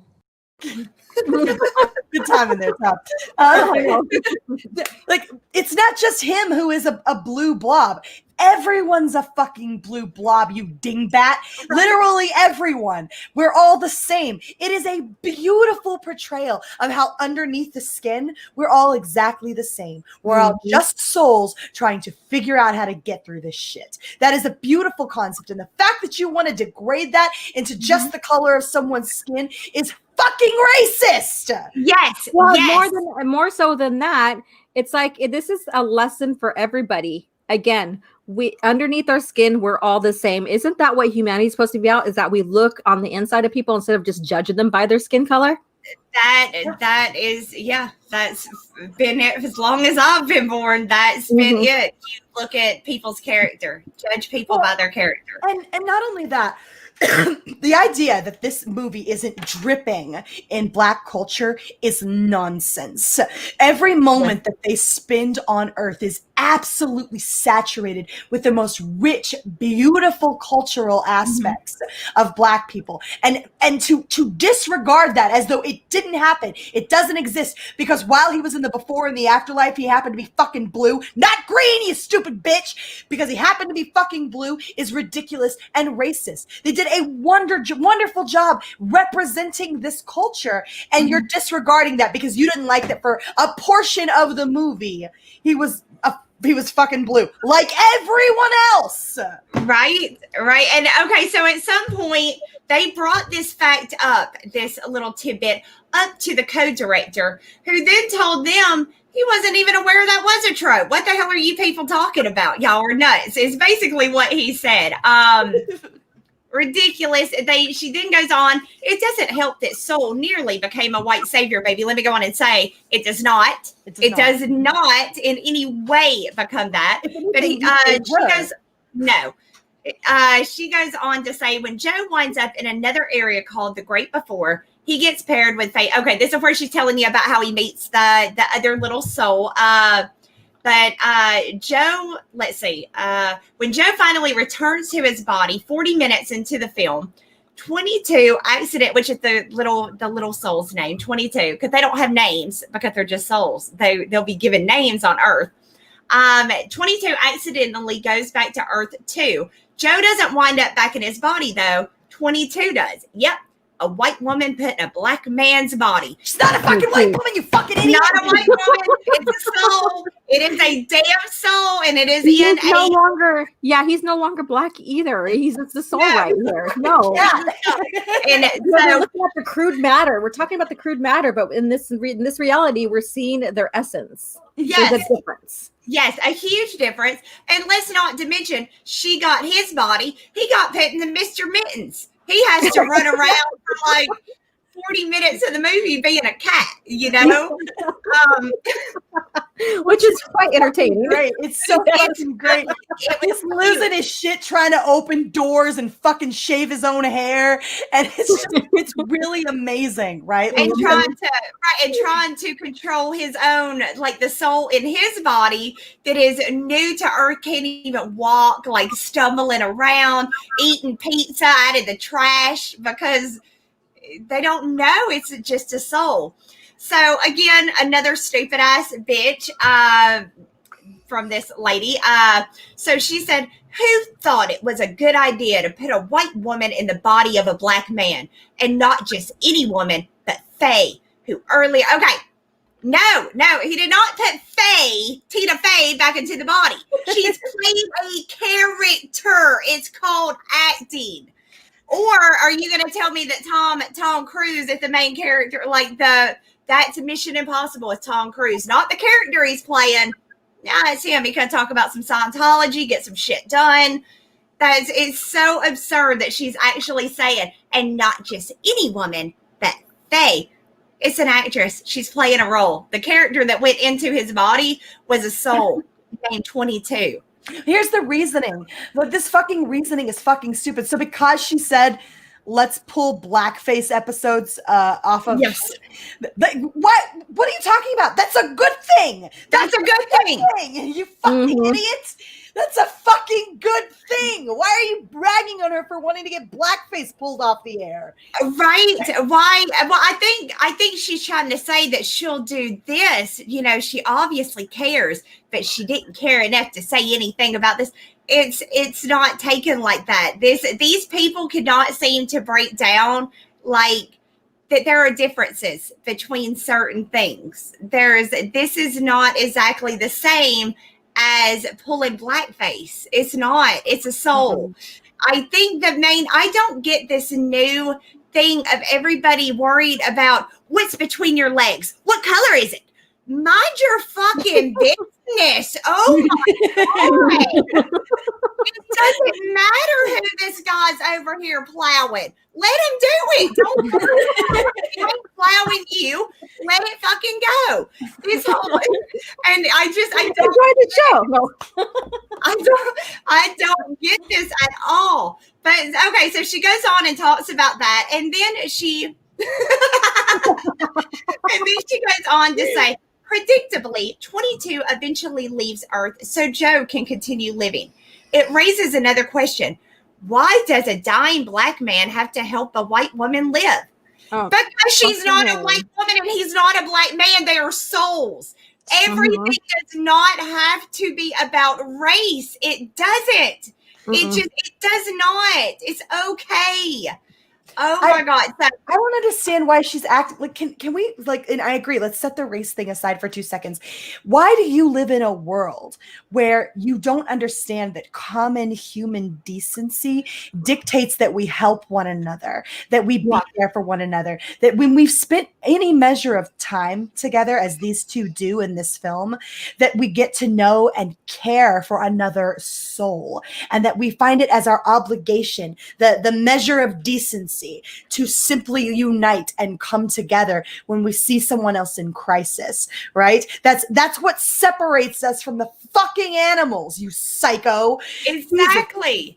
And you notice in all of this article that I'm going to go through, she at no point brings up the fact that it is a white man, a white human man that is in touch with himself enough to go to the great beyond. And he is actually the one that tries to help both 22 and Joe fix the issue where they kind of get that little, she's in his body and he's in a cat. It's completely selflessly, I might add. I gotta give some props for that. Just to help another soul. Yeah. The race is really, they did make the main character a black man, and I think that was beautiful. I think it is, again, gorgeously done. But at the same time, this is not one of those movies that is shoving their cultural appreciation in your face the entire time. It's beautifully done. It's a gorgeous movie.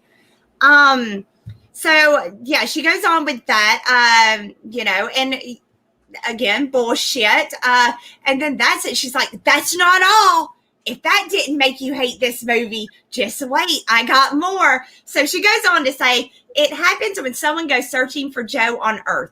Knowing he's trying to cheat death, a character mistakes another black man for Joe and traumatizes him. Being mistaken for... No, this is such a misrepresentation. Such a misrepresentation. He saw Joe walking his way, right? And then he dips back around the corner and preps it, assuming Joe is, or 22 in Joe's body, is still walking his way. And then the other guy happens to be there instead. He didn't mistake that person for Joe. He simply made a calculation that didn't pay off. You're fucking misrepresenting what happened, you dumb fucking cunt. I swear to God. Swear to God, this kind of shit pisses me off. This is not like, oh, they all look alike to me. No, he's a fucking not pixel, but he's a fucking amalgamous shape of weird little shapes that's all stuck together with some weird Australian accent. He doesn't fucking know what black people look like or white people look like. He doesn't give a fit. He fucking made a calculation and was wrong. He wasn't going, oh, they all fucking look alike to me. You fucking retard. What the hell is wrong with you people? Exactly. That is, they told this writer obviously either just picked, she changed what actually happened. She just straight up lied with that one, because that is not how that played out. Sorry. Like a Pixar movie would have put that into a kid's movie and been like, yeah, that's all right. No, that is not how it played out. It was done, like Mary said, there is rational reasoning for why that happened. So she goes on, those are her bitches, but she does come in to state some things that she likes. Some of this I agree with. Again, some of it is like, there's a gorgeously animated scene that perfectly captures what it feels like to get lost in the zone. And yes, I totally agree with this. During that, he does talk about the zone he goes into when he's playing music, where nothing else in the world matters. It is him, it is his piano, and he zones completely out and just, goes to another level almost. And I think anybody who has something like that, me as a writer, I do it when I'm writing. I know a lot of artists do it when they are drawing, and they just zone out and they become what they are doing as opposed to being in their head anymore. It is all focused on that. And they do a beautiful job of showing that. I agree with that. She says an hour into the film, there's another beautiful moment between Joe and his mother during a conversation about pursuing dreams, even if they may fail. And again, that was a beautiful conversation where he gets his mother's approval. And he basically tells her, I don't care if I fail. I got to try. This is what I want more than anything. So it was beautiful. It was beautiful. But then here's where she fucks it up, because she's always this. Yeah. I wish the film focused on and channeled more of its energy into that relationship and Joe's own life rather than his bump in with 22. The whole fucking movie is about the friendship between Joe and 22. I don't want to watch a 2-hour movie where this guy's getting approval by his mom. Yeah. I might, but I did not with this one. It sets it up beautifully, and it comes back to it when it needs to. It really does. It does a great job of setting up the conflict between him and his mother. But it's not a main. I mean, what he wants to do with his life is a main plot point, and ultimately she winds up being supportive of that, right? But it's not his mother's approval per se. It's that opportunity, and what it is he's chasing with his life is the main point of the story. Is what is it, that appreciation of life? So the difference between Joe and 22 is that Joe has decided that his life's purpose is jazz, and what he never realized is that in the process of thinking that his life purpose was jazz, he missed the life going on around him. And 22 comes to realize that in all this time that she's been incredibly hesitant and wanting very much to avoid life and all of the messy things that it brings with it, that it was possible that her passion all along could have simply been life itself. Yes. Right? To live her life the way she wants to. Yeah. It's a beautiful movie, but again, this is a big problem to me when you have writers like this. And don't get me wrong, I'm so thankful that most people that saw Soul did not take this approach and they genuinely enjoyed the movie. Because what this is going to do, if you keep attacking movies with different races and different sex and if you attack them for not being woke enough, people are going to stop writing about these amazing characters. People aren't going to want to write about, the life of Black Americans and Black people in general. They're not going to want to focus on that because they're not going to want this kind of hate coming to them when it's unnecessary. This was beautiful. It is a beautiful movie. I recommend it to everybody in the chat. If you haven't seen it, it's a kid's movie. It's a Pixar movie. But it's got some really heavy adult themes. It's got some really heavy adult themes. Mandy, I just got to say this once. I love you to death, but I have looked for the normal speed button now for like the last 5 minutes.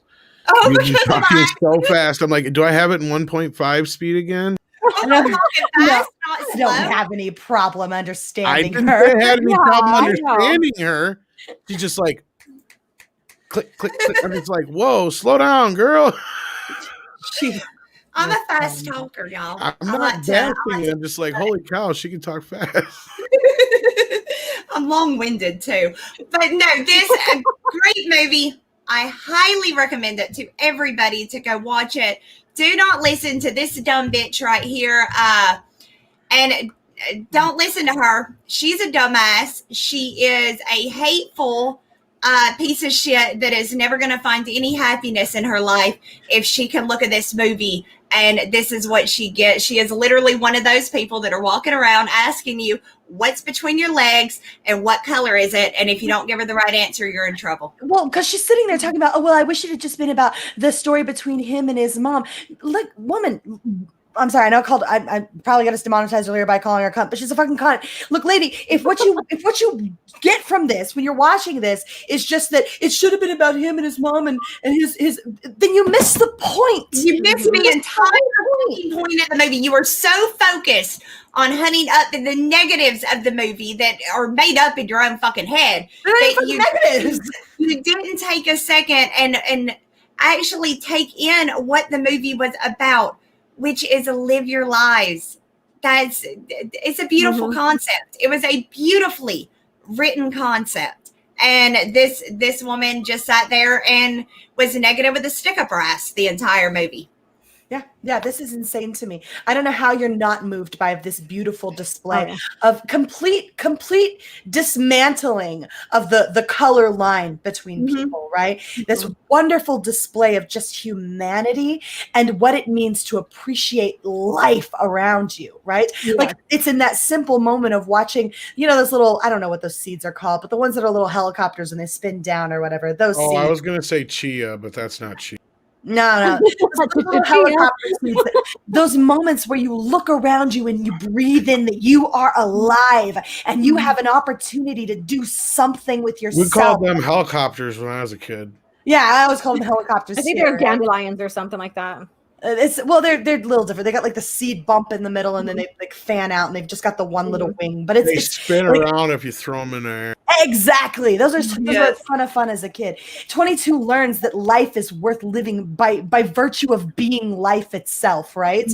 And freaking Joe learns that he's been missing all of the wonder around him because he's been so focused on this one thing he thinks will complete him. And ultimately it's while it certainly adds completion to his life and it makes him feel to a certain extent fulfilled in that moment, after that big moment, he's like, okay, well now what? And we'll do it all again tomorrow. And he's like, oh, this is it. Maybe it's kind of like realizing that money is not going to make you happy. Yeah. Yes. Charlie Chats has maple seeds. No, go ahead. Yeah. Has mansplained to us that they are maple seeds. Thank you. Got it. Yes, that's what she catch. That's what they catch, and that made one of the things that he pulled out of a fight. Anyway, y'all haven't seen the movie, some of you, so I'm not going to get into all that. No, beautiful movie. This is a dumb bitch right here, who I recommend if you run across this character right here, walk to the other side of the street. Don't make eye contact more than you have to. Just keep your head down, and maybe she won't find out. Maybe she won't see you walking and decide that you're walking too manly. Are there any telltale signs that we know who she is? Does she have blue hair? Maybe? Yeah, no, she's literally, this chick is she's just some white chick who fucking white knighted for black men, and Kirsten Acuna is her name. She's fucking white knighting. Kirsten Acuna Matata. No, she is. There is no Acuna Matata for her. She is just a mean. What a wonderful phrase. She is a mean, hateful, sniveling little bitch, and I've got no time for her. So. Yeah, I could not agree more. Do we want to get to some of these super chats over here and then get on to our final topic of the night? Yes. All right. I think I read the last one. So do you want to grab this one, Alora? Which one? Physical. We are picking up on. Yep, that's the one. The physicality? Yeah. Okay, the physicality channel at $5. Thank you so much. Jay did threaten Dee not to come to the party. This is why Miyagi made him a shower curtain costume, which made him invisible. Oh, I think we did get that one because we were saying I don't think we remember him ever threatening him not to come to the party. Okay. All right. Yeah. I think we got a previous one and he was just reiterating. Okay. Yeah. I still don't remember him ever specifically telling him not to show up to the party. He may have. I haven't seen that in a while. I don't remember that. I am not the one on this one. No, I remember. I can quote the movie, so Or it was like a dance, right? It He was wasn't more so. necessarily a He's like, I want to go, but I wish I could go as the Invisible Man. Mm-hmm. That was all, and then that's when Mr. Miyagi gets the idea. But yeah. All right, you want to grab Abu Nas there, Mandy? Of course, a bonus for $5. Thank you so much, Lovebug. I'm listening in while prepping for the Dark Council, enjoying the show. Toxic ladies rule the world, and I'm here for all of it. Love all you ladies. Aw, thank you. Love you, Abu. You're wonderful. Yes. Appreciate the shit out of Abu. And guys, make sure you go check out the Dark Council. I'm not sure which channel it's on tomorrow, but Abu Nas is definitely worth listening to. You think you like my rants? You think you like enjoying me sitting here calling people a fucking cunt? Go listen to Abu. Oh, his are great. Yeah. His are great. His And are he ends with a legendary. rap song too. Right? He actually does rap. I'm all over here green egg and hamming it, and he actually raps. Trace of Salford Tyndall says she didn't watch this wondering, do I like this movie? She watched it thinking, how can I present this movie as istrophobic? The same tired, boring SJW nonsense approach to journalism. No, I agree with that. She did. Yeah, that's what's so sad and pathetic about all of this is, lady, you missed out on something beautiful. So you could sit there and be angry about nothing. And then you sat there and you lied and misrepresented it so that you could try to get people on your side. Look, if you have to misrepresent the facts in order to state your case, here, newsflash, you don't have a fucking case, you retard. Right. Yeah, exactly. All right. So Willie Woodward at $2. One time I came inside Death's manhole wasn't fun. Okay. Because that's where he died. I'll tell you what children learn from this. Don't fucking walk over manholes without lids on them. What does that say to some poor little black kid? I don't know. Don't be fucking stupid. Seems like a reasonable thing to try to convey to children to me. Yeah, I would like my kids to not be stupid, and when they're walking, avoid manholes and shit like that. Yeah, but that's what I would prefer. If that's the lesson they take from that is, wow, I really need to look where I'm walking. I'll take it. Or I'm gonna fucking Bugs Bunny die like fucking Joe over there. He did straight up Bugs Bunny die, didn't he? Like there's no left at Albuquerque waiting for you, man. You're dead. You're fucking dead. Oh God. Okay. So Kenneth LaRocque, I think I said that right. For 5 Canadian. Thank you so much, Lovebug, and I'm sorry if I butchered your name. Pair character lifting some weight, saying "keep it up." Yeah. Right.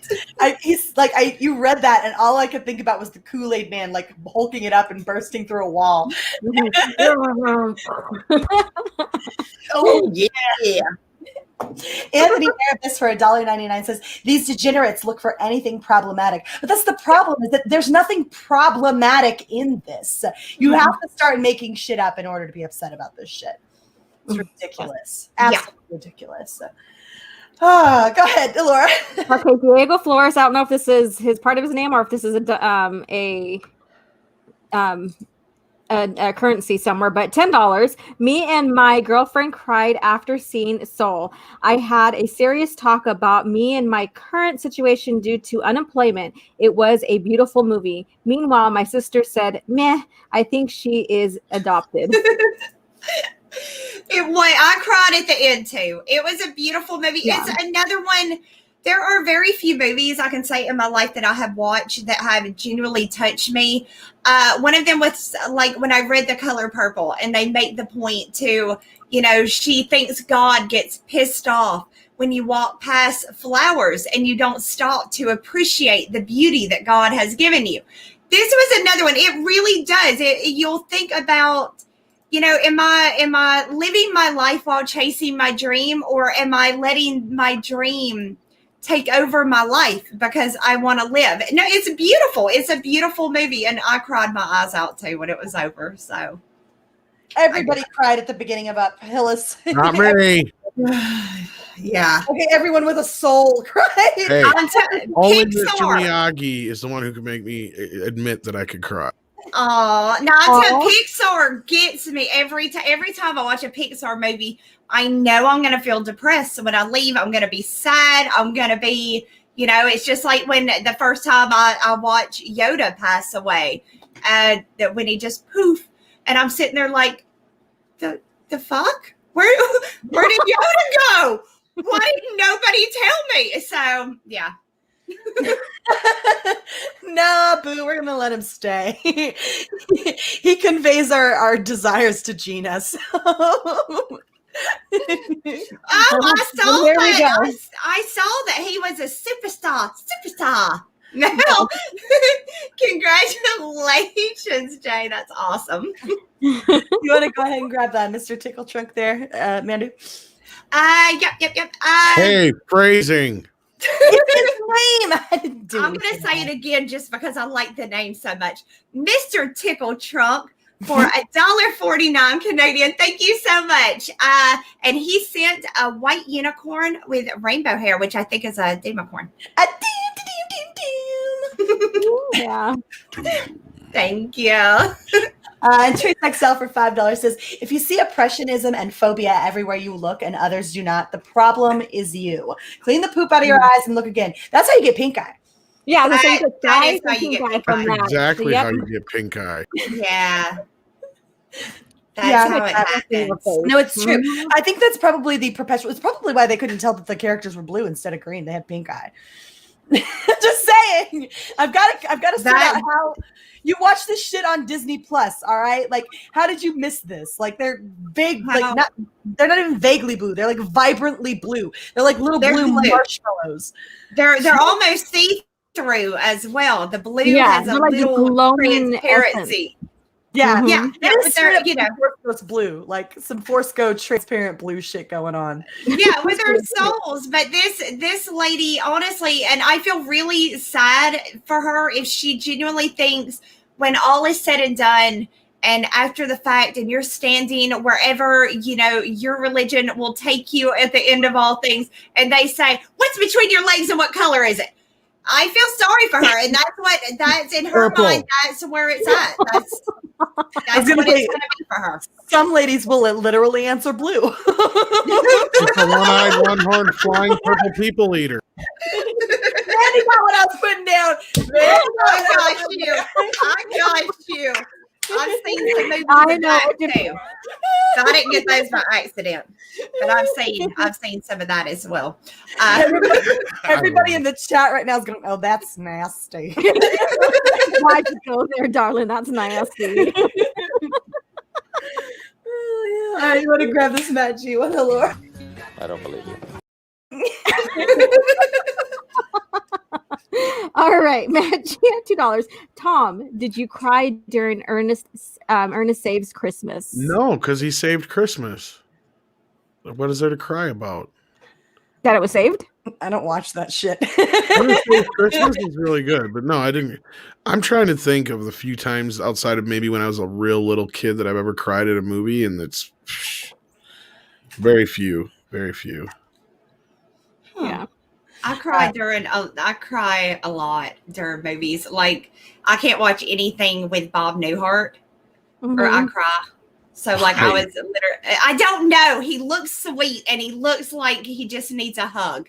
I don't know. But like I was literally like squalling during Legally Blonde too. When he finally got his own dog to walk, and it was really sweet. And he's like all happy with this little dog, and I was crying, and I got made fun of. His own dog. It's beautiful. He got the doggy to walk. I was ridiculous. Yeah. All right, you want to grab this next one here? Oh, wait, is that me? No, who is it?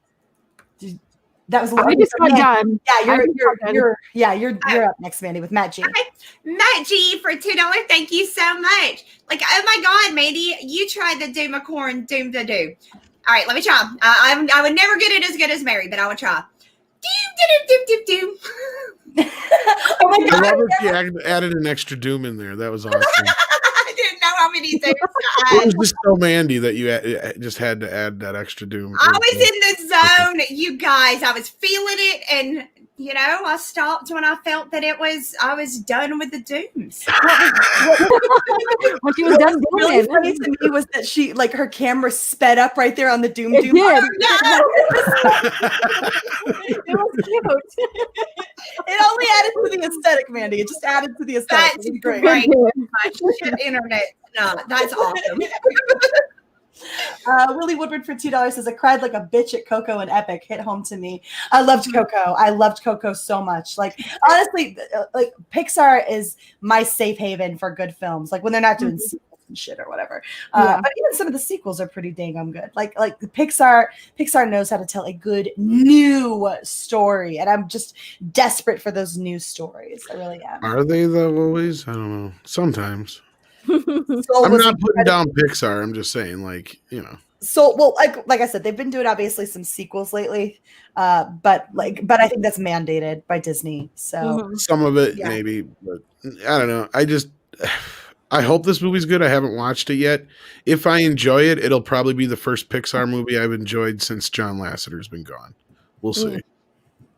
Well, the whole time you're watching it, you have to sit there and think, I'm not sure if I like this. I wonder if I like this. Make sure you go into it with that mindset.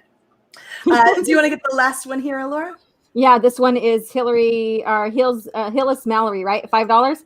Hello, my name is Doug. I am so happy to meet you, Squirrel.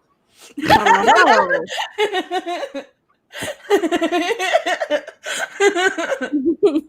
Wow. That was good. I needed that. Doggy is really every dog. He really Squirrel. Yep. Squirrel. And we got one more. We got one more here, Mandy. Okay, from Anthony Erebus for $1.99. Thank you again, Lovebug. This woke trend just won't die out, will it? No. Hell no. Fuck no, it won't. It's just people are pandering to it, and I think that's like lengthening its life. Well, the problem is it's not really a trend. It's a forced. It's forced, yeah. Yeah. I just think it'll have to run its course. I don't think it's gonna, and I do think it'll eventually die out. But for now, we have to probably accept that this is something that has to run its course. I don't know if there's a course to run. I think it's being so forced that it's just going to continue. Because we keep seeing, like, I brought up the whole Oscar rules, and everybody's like, well, I don't care about the Oscars. I was like, yeah, but wait, everybody else is going to start adopting them, and they are. We're seeing it across the board. Even Gary and Az were talking about it earlier, because I think the BBC has done it now, and there's a couple other studios that have done it, and production companies, and it's very similar draconian rules. And you're going to have a lot of bullshit coming up the road with, this whole world. It's not done yet, folks. The worst is yet to come, I think. But then we got another super chat here from Sammy Rye. All right, so Samurai for $2 says, anyone here watching STD? Consensus. Fuck no, I'm not watching that Not shit. if I don't have to. I still haven't watched the last episode yet, because Andre hasn't said when we're going to review it. So, yeah. But, yeah, I think with that, then let's move on to the next topic. All right. So, as you guys may have known or heard or whatever, blah, blah, blah, we're going to try to censor this word a little bit here. Dolphin love works best for me. Is that I'll try to remember dolphin love, Tom. I make no promises on that front. Dolphin love. It's Wonder Woman 84, where she took advantage of the body that Steve Trevor, quote unquote, inhabited. And we got the stupidest freaking defense I have ever heard in my entire life. Now, we're not going to read this entire article. We're just going to get down to the defense of it that Patty Jenkins freaking retweeted. Okay, this shit is legitimately stupid. So it comes from a user named Dustin Phillipson. He said, my defense of @Patty Jenkins and hashtag Wonder Woman 1984's usage of the body swap trope. Now, it is true that there is such a thing as the body swap trope. It's a thing that we've seen in things like Freaky Friday, in things like Big and other various movies. Like, there is such a thing as a body swap. It's kind of closer to Heaven Can Wait, which was remade as Down to Earth with Chris Rock. Mm-hmm. So yeah, no one's denying that there's a body swap trope, right? Yeah. The way that they're using this to defend themselves is the problem here. So I'm going to go ahead and pull up. Let me see if I can find the rest of this freaking tweet. This is really freaking stupid. Here we go. Well, I'm not sure it's actually in here, the actual rest of the tweet. So let me switch the screen that I'm sharing, and I'll just pull up the changing music. Thank you. So, there we go. Got it. I get paid the big bucks for something. Well, you bring the link, Tom, and that helps immensely. So my defense of the Patty Jenkins and the Wonder Woman's usage of the body swap trope, plus a link to the body swap movies wiki, which is just them explaining the body swap trope right there, which is really not very applicable to this particular moment, right? But I'm linking the body swap trope genre or movie genre. If you can't see that Patty Jenkins was playing with that trope and even intentionally pointing out the problematic nature of all these movies have to skirt around, then I think you need to re-examine a beloved 80s fantasy movie like Big with Tom Hanks, where he's a 12-year-old in an adult body and has sex with an adult female, making her a statutory rapist by default. The movie implies that if you revoke your wish, then much of the impact of your wish is revoked. Hence, even the sex Diana had with a guy possessed with Steve may have actually been eradicated from the movie's fabric of reality. Bullshit. This is not true. All of these people remember this shit. They all remember this shit. It happened. His son walks in and he remembers. Pedro Pascal's character remembers. Diana remembers. Everybody knows what the hell happened, right? It doesn't eradicate it from the movie's fabric of reality. She literally recognizes the guy at the end of the movie. No, you are lying. You are literally lying right here. So Patty Jenkins retweets this. Honestly, I think is a desperate bid to find something, anything to validate the big mistake that she made in this film, right? The movie implies that if you revoke your wish. No, it doesn't. No, it doesn't. Where? Citation needed. Please point to the spot in that movie where it implies that if you revoke your wish, that the impact of your wish is revoked. Bullshit. Yeah. No, I don't know. That's the impact of your wish.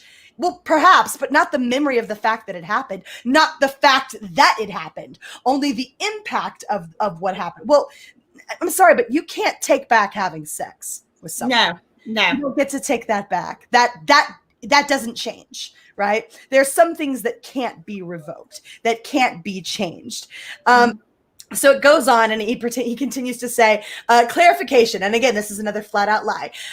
Evil wishing stone is seducing people into evil. No, not really. Not really. Some people make a wish that they don't realize is not necessarily, nobody's trying to be seduced into evil here, right? Like even Barbara isn't trying to be evil, right? She just wants to be something else. It's not seducing. The only person who's seduced into evil is Maxwell Lord. And the movie makes it very clear he's a bad guy. He's not a good guy. He's a bad guy, right?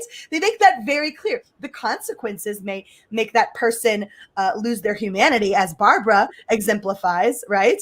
But that doesn't mean that the stone itself seduced her into evil. You're lying. You are lying. You are writing something that the writer never put on the screen in front of us.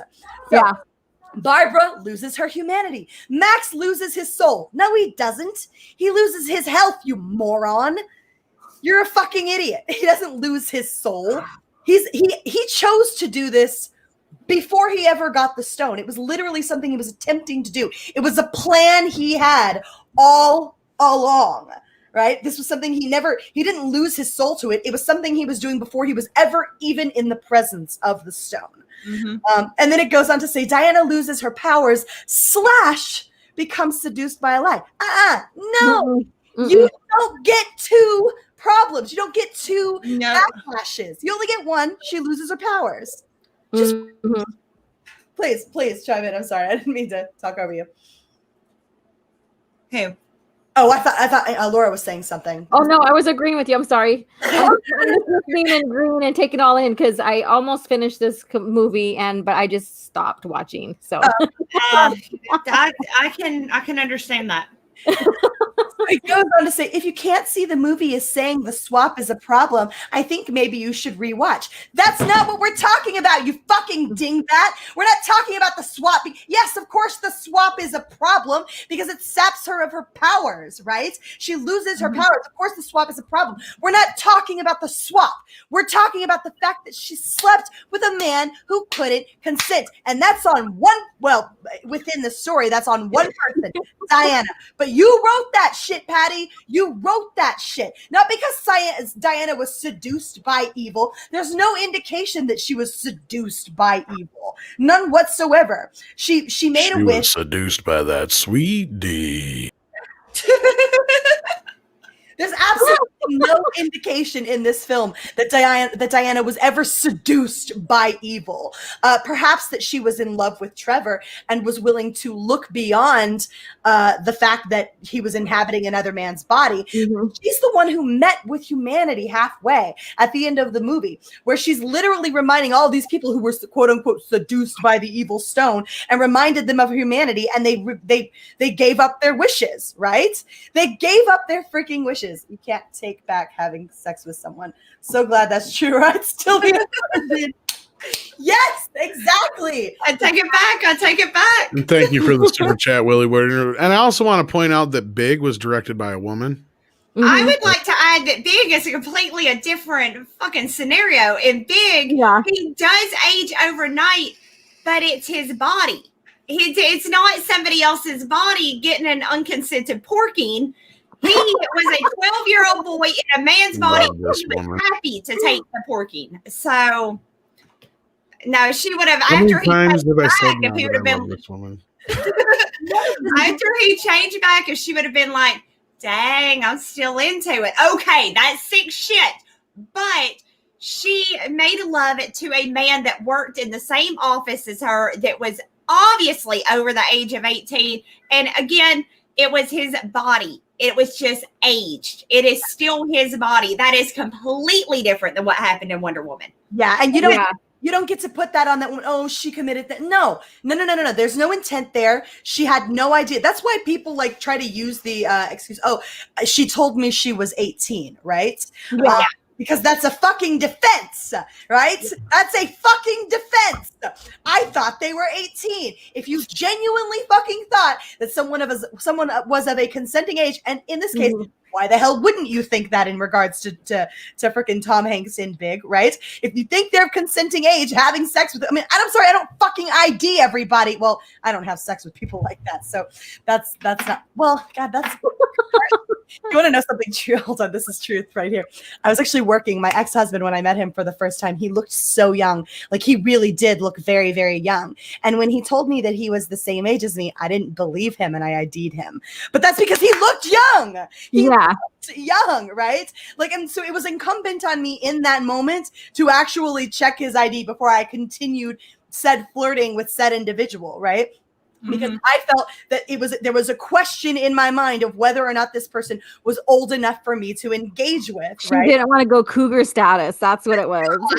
I'm trying to do. Cute. I remember when I had my first beer. Fun story, right? I think Sketch Therapy in the chat got it perfect. He got Cosby'd while Trevor played Weekend at Bernie's in his body. And yeah, that's that pretty much sums it up. Cosby. Wow. No, that is bad. But this is such a misrepresentation of what the movie itself represents itself to be. And Patty Jenkins fucking retweeted it. Look, lady, it's not that fucking hard, okay? Take your licks. You made a bad choice. You allowed Wonder Woman, our heroine of the movie, to decide to, how did you put that, unconsentingly pork a guy. You let her do that. You had her do that. You made that choice. This is on you. Take your licks. Own what you did. You made a mistake. And here's I've said this so many countless times. The problem is not in the making of the mistake, right? You could have overlooked this. You're not a writer, right? You're not a writer. Clearly, you're not a writer. Yeah. You were not meant to be writing movies, and that's fine. You're not a writer, and that's okay. But take your licks. you made a mistake. You wrote a poorly constructed film. You had our heroine do something reprehensible, even if you didn't think about it while she was doing it, right? So step up to the plate and own that. Okay, maybe I'm not suited for this. Maybe I shouldn't have taken on the entirety of Wonder Woman 84. And maybe there's a reason people aren't liking this film, right? Takes Willie. Thank you, Willie. I appreciate it. Like, I'm sorry, but that is a phrase, by the way, to take your licks, right? But like, step up to the plate. Phrasing. You're retweeting this guy who is ham-fisting a very poorly constructed excuse for what it is that we saw on stream. Nothing about the movie that was presented to us in any way conveys that Diana was seduced by a lie, right? No, she knew what he looked like. We know she knew what he looked like. And Diana still had the good sense to, in the end, make the choice to save the world and let Steve Trevor go. So she should have also had the good sense to not violate this man's body just because Steve Trevor was in it. You made that choice. And this is a horrible excuse for what you did. This is ridiculous. And she needs to thank her lucky stars that she was doing Wonder Woman and not a male road movie. Because if you would have had a male do the same shit Diana did, everything would be canceled. You would have a hate mob the size of fucking Texas coming after you. Yeah, the Confederates are busy. Yep. Yeah, you would be absolutely just out. Yeah, you'd get killed for that. They would swallow you for that. So she needs to thank her lucky stars. It was a female. And the world looks at it a little bit differently. I don't. I think that's equal. I think, it's a Wonder Woman. Don't get me wrong. I get that. But imagine if it hadn't been Wonder Woman and just some other character, and this guy wakes up tomorrow with genital warts and he don't know how he got it. That's a fucking problem. And not only that, she's never had sex with a mortal as far as we know. How do we know she couldn't just tear his dick off? Right. What if she would have clinched and just ripped it off or something? I mean, we don't know.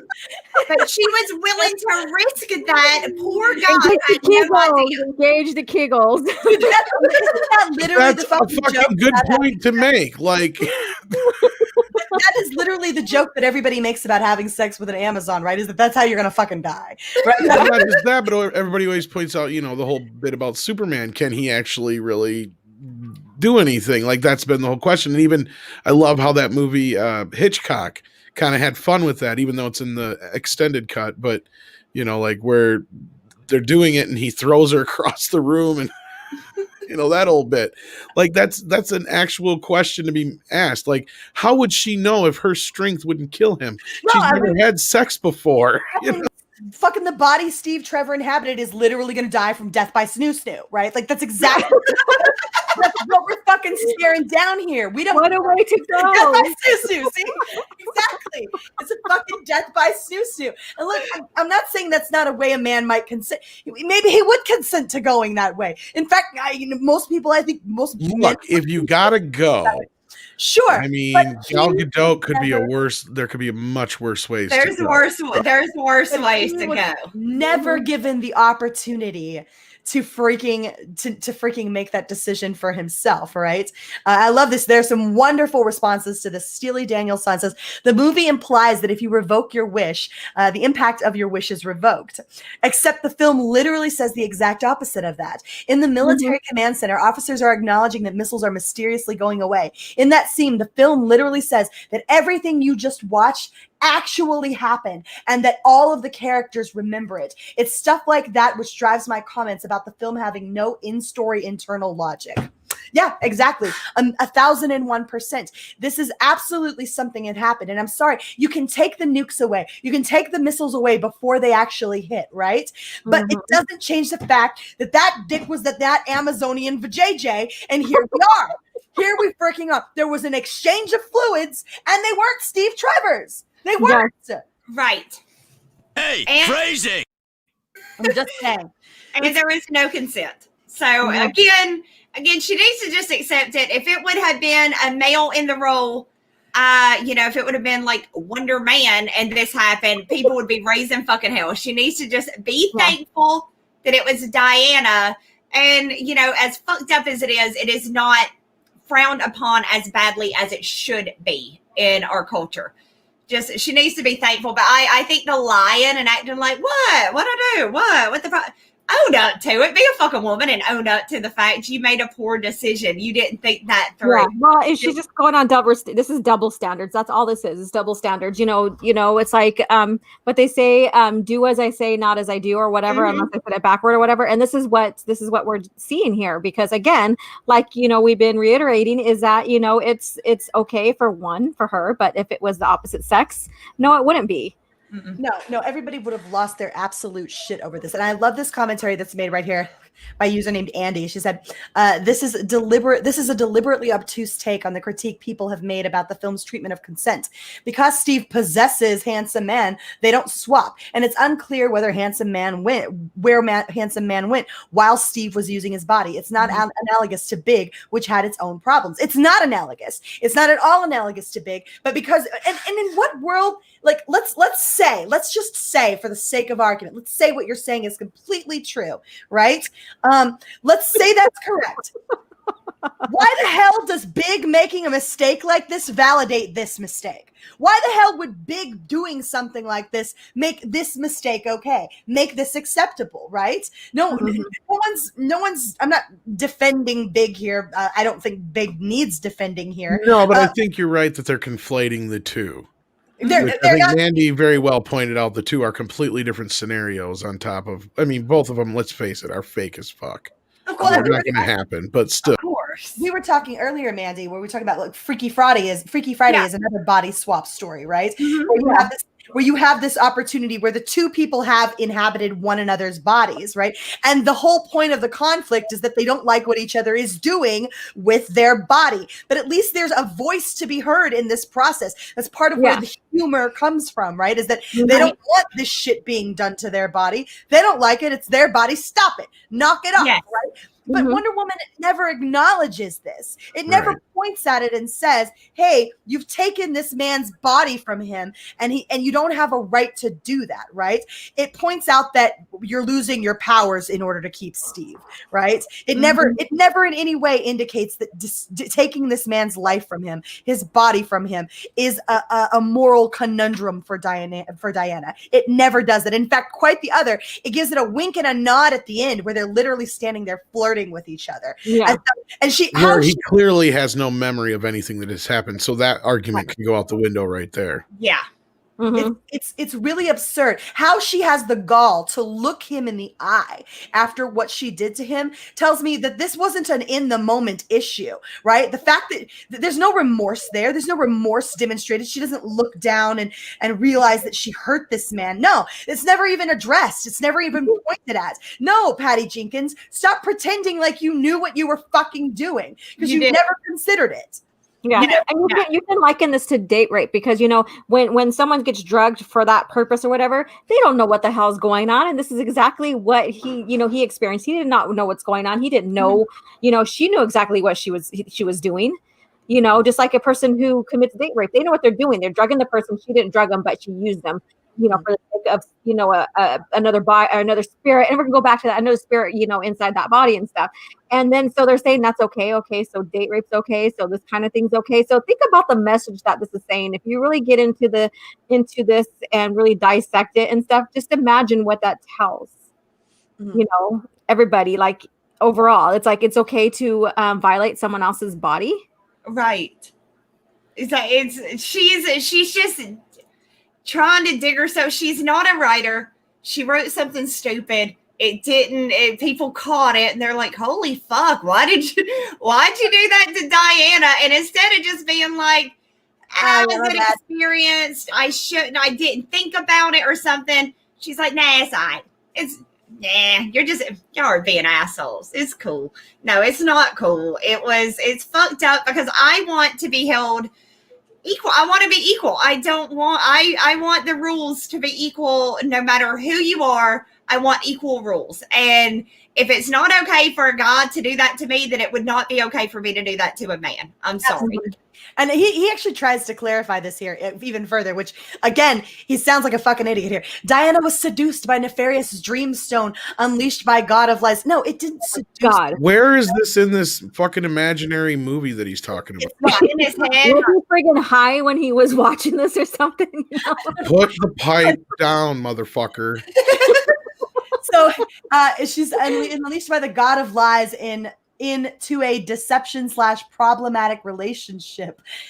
No, there was nothing problematic depicted about their relationship. If anything, it was the wonderful coupling of two people who were capable of helping one another along the way. There was nothing problematic about Steve and Diana's relationship, okay?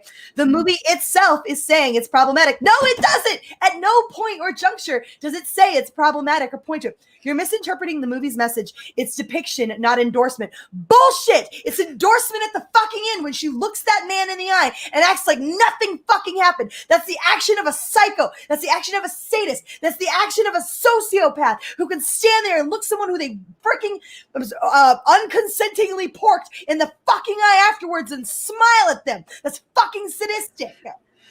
I'm pretty sure I saw a whole episode of SVU about this very thing. I'm pretty sure I have. And so Mandy, I love you. And so isn't she supposed to be heading up a new Star Wars project too? Oh, hell. Really? Squadrons or something like that? Patty Jenkins, yes, she's directing Rogue Squadron. There we go. Yes. So Okay, we're now gonna she's have got a some whole more. squadron for her to not get consent from.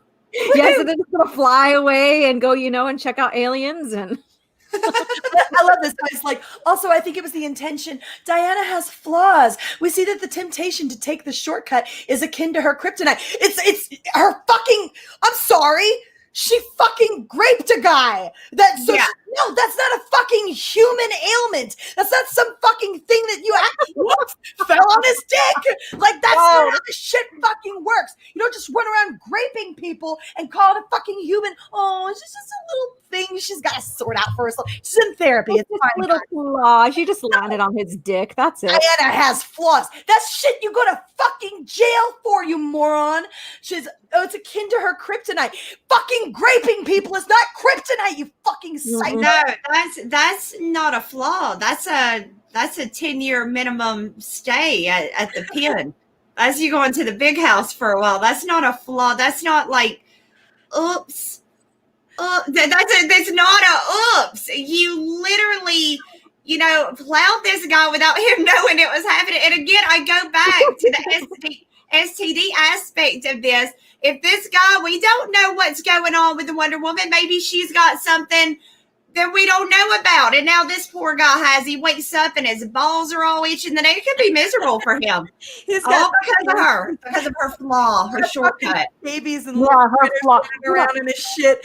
And he's just like asking for a cream. How did you get? I don't know. I've been celibate my entire life. You're right. I got these lightning bugs down here on my goober, and I don't know. You have no idea. It's bothersome, and she needs to just own up to the fact it was bothersome. You don't know what kind of life decisions this man has made. Maybe he was trying to go into the fucking clergy. Maybe he was fucking trying to save himself from marriage. You don't fucking know. Maybe he was just trying to do like that tantric thing, and he had built up a month worth, and he was ready to go, and she fucked it all up for him. We don't know. But all because of her flaw, she just like lands on the dick, Yeah. Totally. Yeah. Guys, it's just an internal flaw. She's working on it. She's in therapy. She's talking with Paul. He's great. And so it's like, by the way, they're back in the room, sleeping right now because they're working shit out. He actually fell on his dick, they're working it out. Like this is not an internal defect that perhaps you should work on. This is fucking grape, right? This is you have taken someone without their consent. This is bad, right? I'm sorry, but this is horrible writing, and sitting here trying to defend it is just another really toxic example of how toxic Hollywood culture is, that they can never stop and take a step back and own their mistake. Why can't we have a little bit more fucking Sonic going on around there. Like, okay, we messed up. Let's fucking or even if you can't fucking fix it, at least own it. At least own your shit, right? Own your shit. That is such a problem nowadays. Own your shit. It's not that hard to do. It sucks when you have to. Don't get me wrong. Nobody wants to admit I made a mistake. I'm wrong. Nobody likes that feeling, but that's an adult. Own your shit, Patty. You fucked up. You did some bad writing. It's all right. It's okay. I got nothing. Yeah. All right. It's like, wait, I lost it.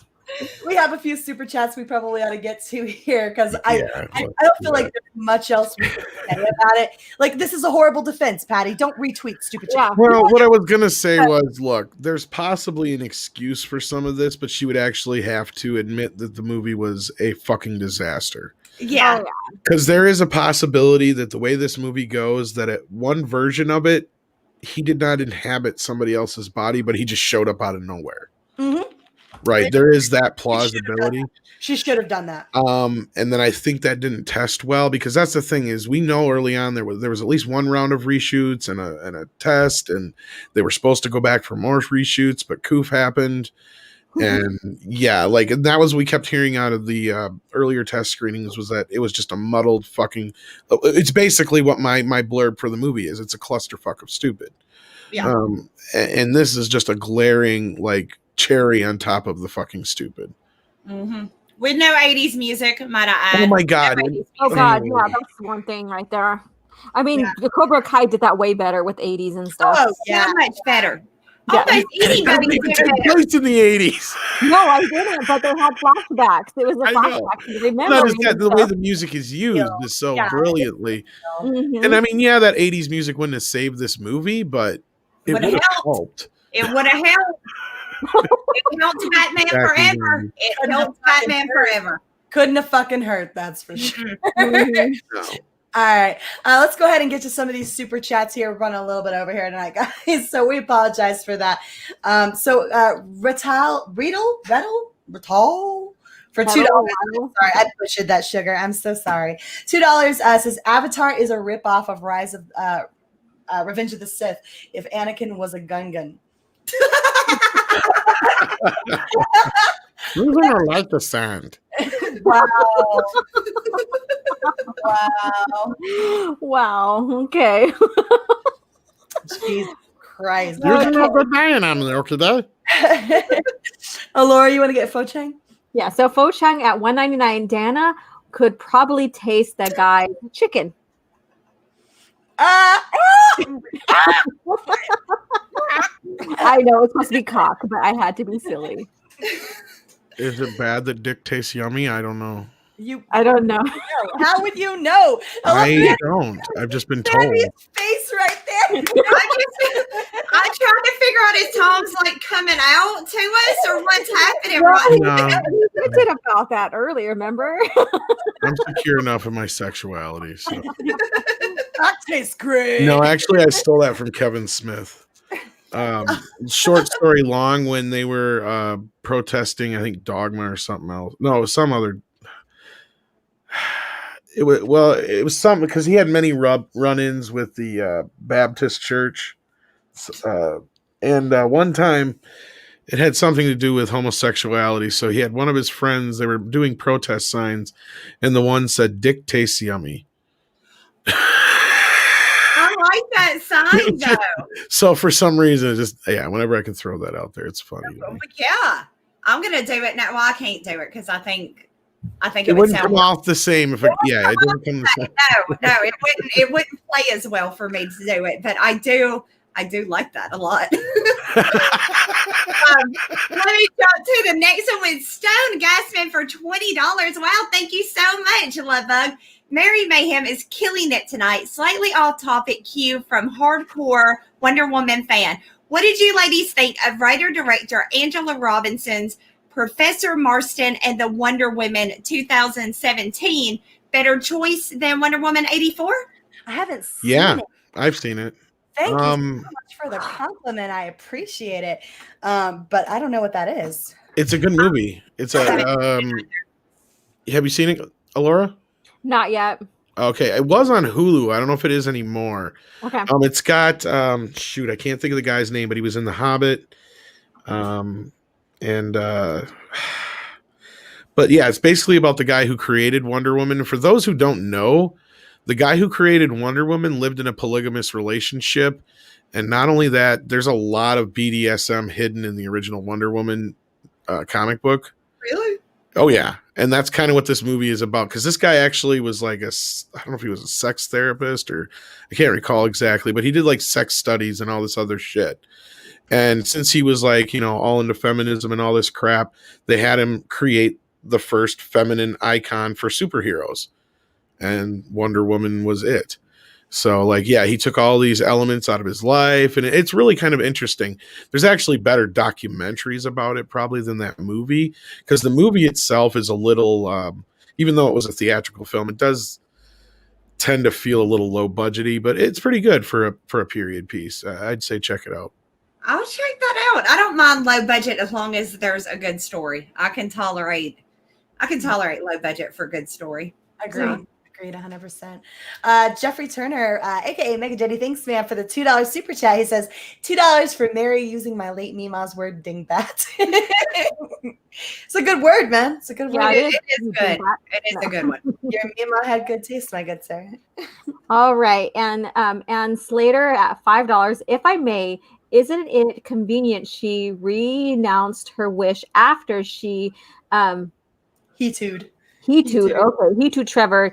Okay, there we go. Okay, isn't that sinister within itself? Is Wonder Woman now tainted because of this? I think so. So. Absolutely. She got the snoo, and then she dipped right the fuck out. Like that's seriously, it's like that's some absentee father shit right there, right? Yeah. Like it's incredibly sinister. But again, I don't actually think all of this was planned, right? I don't think Patty Jenkins considered any of this, right? This isn't some depiction of the dynamic moral wanderings of Wonder Woman. This is just some really fucking terrible writing that she never. No, I think you're right. I think it was something they overlooked, and then when they were called out on it, they should have just said oopsie. Yeah, and they decided not to do that. It was a bad writing choice. They didn't catch it. Yeah, that's all it was. They wrote it, and nobody caught it when it was happening. And it happens. I mean, that shit happens. But you act like an adult and you admit, yeah, okay, maybe that wasn't the best way to do it. But I'm sorry. That would have sufficed. But no, she's digging her heel in like, what I do? What's wrong? That's okay, right? And no. Yeah, they're trying to make excuses for it. And here's the movie we were just talking about. Luke Evans is the star, but Professor Marston, the Wonder Woman. It's really good, actually. It's not too bad. Okay. I'm gonna check that out. All right. Mandy, you're up next, I believe, with Matt G. Okay, Matt G for $2. Thank you, Lovebug. Mandy brings that comic skater wisdom. Oh, Lord help us. Bless all of our hearts. Oh, God. She busted out the bless heart. Thank you. Mr. Tickle Trunk for Canadian $2 says, no, they're right. She would have snoozed him. Yeah, he did. Yeah. All right, Mr. Tickle Trunk, once again, thank you, Canadian $5. Wow, the real Diana would have focused on the whole movie on the dude or on that dude instead, or probably wouldn't have. Is that what you mean? Wonder Woman is supposed to have well-defined moral compass, akin to Superman, so that's why I was questioning that. So she probably would have focused more on her moral compass. I'd argue, here's the thing, and again, it all depends on which depiction we're talking about. Wonder Woman, to me, in most depictions in the comic books, let's look at it this way. Batman and Superman would sit there and argue over whether or not it was right to kill someone while Diana was chopping their fucking head off. Well, that depends on which Wonder Woman you read. Right, exactly. That's what I just said. It all depends on which Wonder Woman you're talking about, but she's no nonsense. Like, she doesn't have time for bullshit.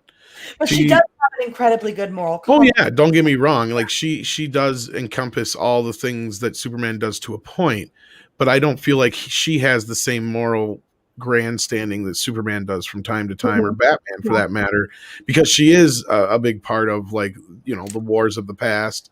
She's obviously had no issues with killing. And I'm sure if she runs into a bad guy, unlike, like I said, like Superman and Batman would sit there and argue about whether or not they should kill the Joker while she'd just chop his fucking head off.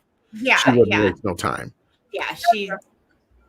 Let's see who read last. Alora, I think. Yeah. Read? Yeah. So on Ratal. Yep, Ratal for $2. Thank you so much. Wonder Woman 84 is Revenge of the Nerds Moon Vader BF swap. Oh my god. Yes. Oh yeah, people were making a big deal about that. If you don't know what to talk about, in the movie Revenge of the Nerds, one of the nerd characters steals the mask from one of the jocks and sneaks in with her. And she's the one who initiates it. Sneaks into the moonwalk with his girlfriend and gives her oral sex. They don't have sex. He gives her oral sex, then reveals who she is, and she consensually has sex with him. Let's be clear to this. Mind blowing. Oral sex. Literally. So much. So much. The prom queen decides, you know what? Nerds ain't so bad. That's my pie. All right, Trace XL for $10 says, I feel like Diana never would have made the wish if she knew what she was doing at the time. She'd consider it, sure, but ultimately would decide the cost isn't worth it. She'd find another way. I agree with that wholeheartedly. Diana would never have done that. Yeah, there's a lot of people who have pointed out, like, right from the very start, like the whole fact of Steve showing up in somebody else's body, being a superhero, and that goes to what you were saying, Mary, about how Diana's character is. Like, instead of just being like, oh wow, Steve's back, she would have been like, oh wow, Steve's back, but then she would have been like, but why are you here? This is not right. And she would have spent the time investigating what the hell was going on. Yeah. She wouldn't have wasted her time in bed with him. Yeah. Yeah, exactly. Yeah. There we go. There you go. There you go. My Wonder Woman version, but I don't have Yeah, it. you had your Wonder Woman one. Where'd that go? I don't freaking know. That sucks. Okay, and Captain Robert April, and I heard something about this, clarifying that Tanya Roberts is not dead. She is in intensive care. And there was other fake news going around about the whole Batman thing with Affleck. A couple of places are now picking up on it, but I've been screaming at the fucking hilltops all night long that this is fake fucking news. The same article that they're sourcing this so-called story that Ben Affleck is not coming back literally says Ben Affleck will return in the Flash film. So, they're fucking morons. But anyway, that's the New York Times for you. I'm not going to go on and on about this. Yes, we have a couple more super chats to get through. Yeah, so Matt G at $2. Trevor and the host body's cousins are both named Martha. Why do you keep saying that name? Why did you say that name? So ridiculous. Oh my gosh. Tell me why she said Martha. Martha. His name. Okay. Martha. All right. I think you're on Hillis Mallory. You have to say it 3 times for him to go. No. Stop summoning him. She knows.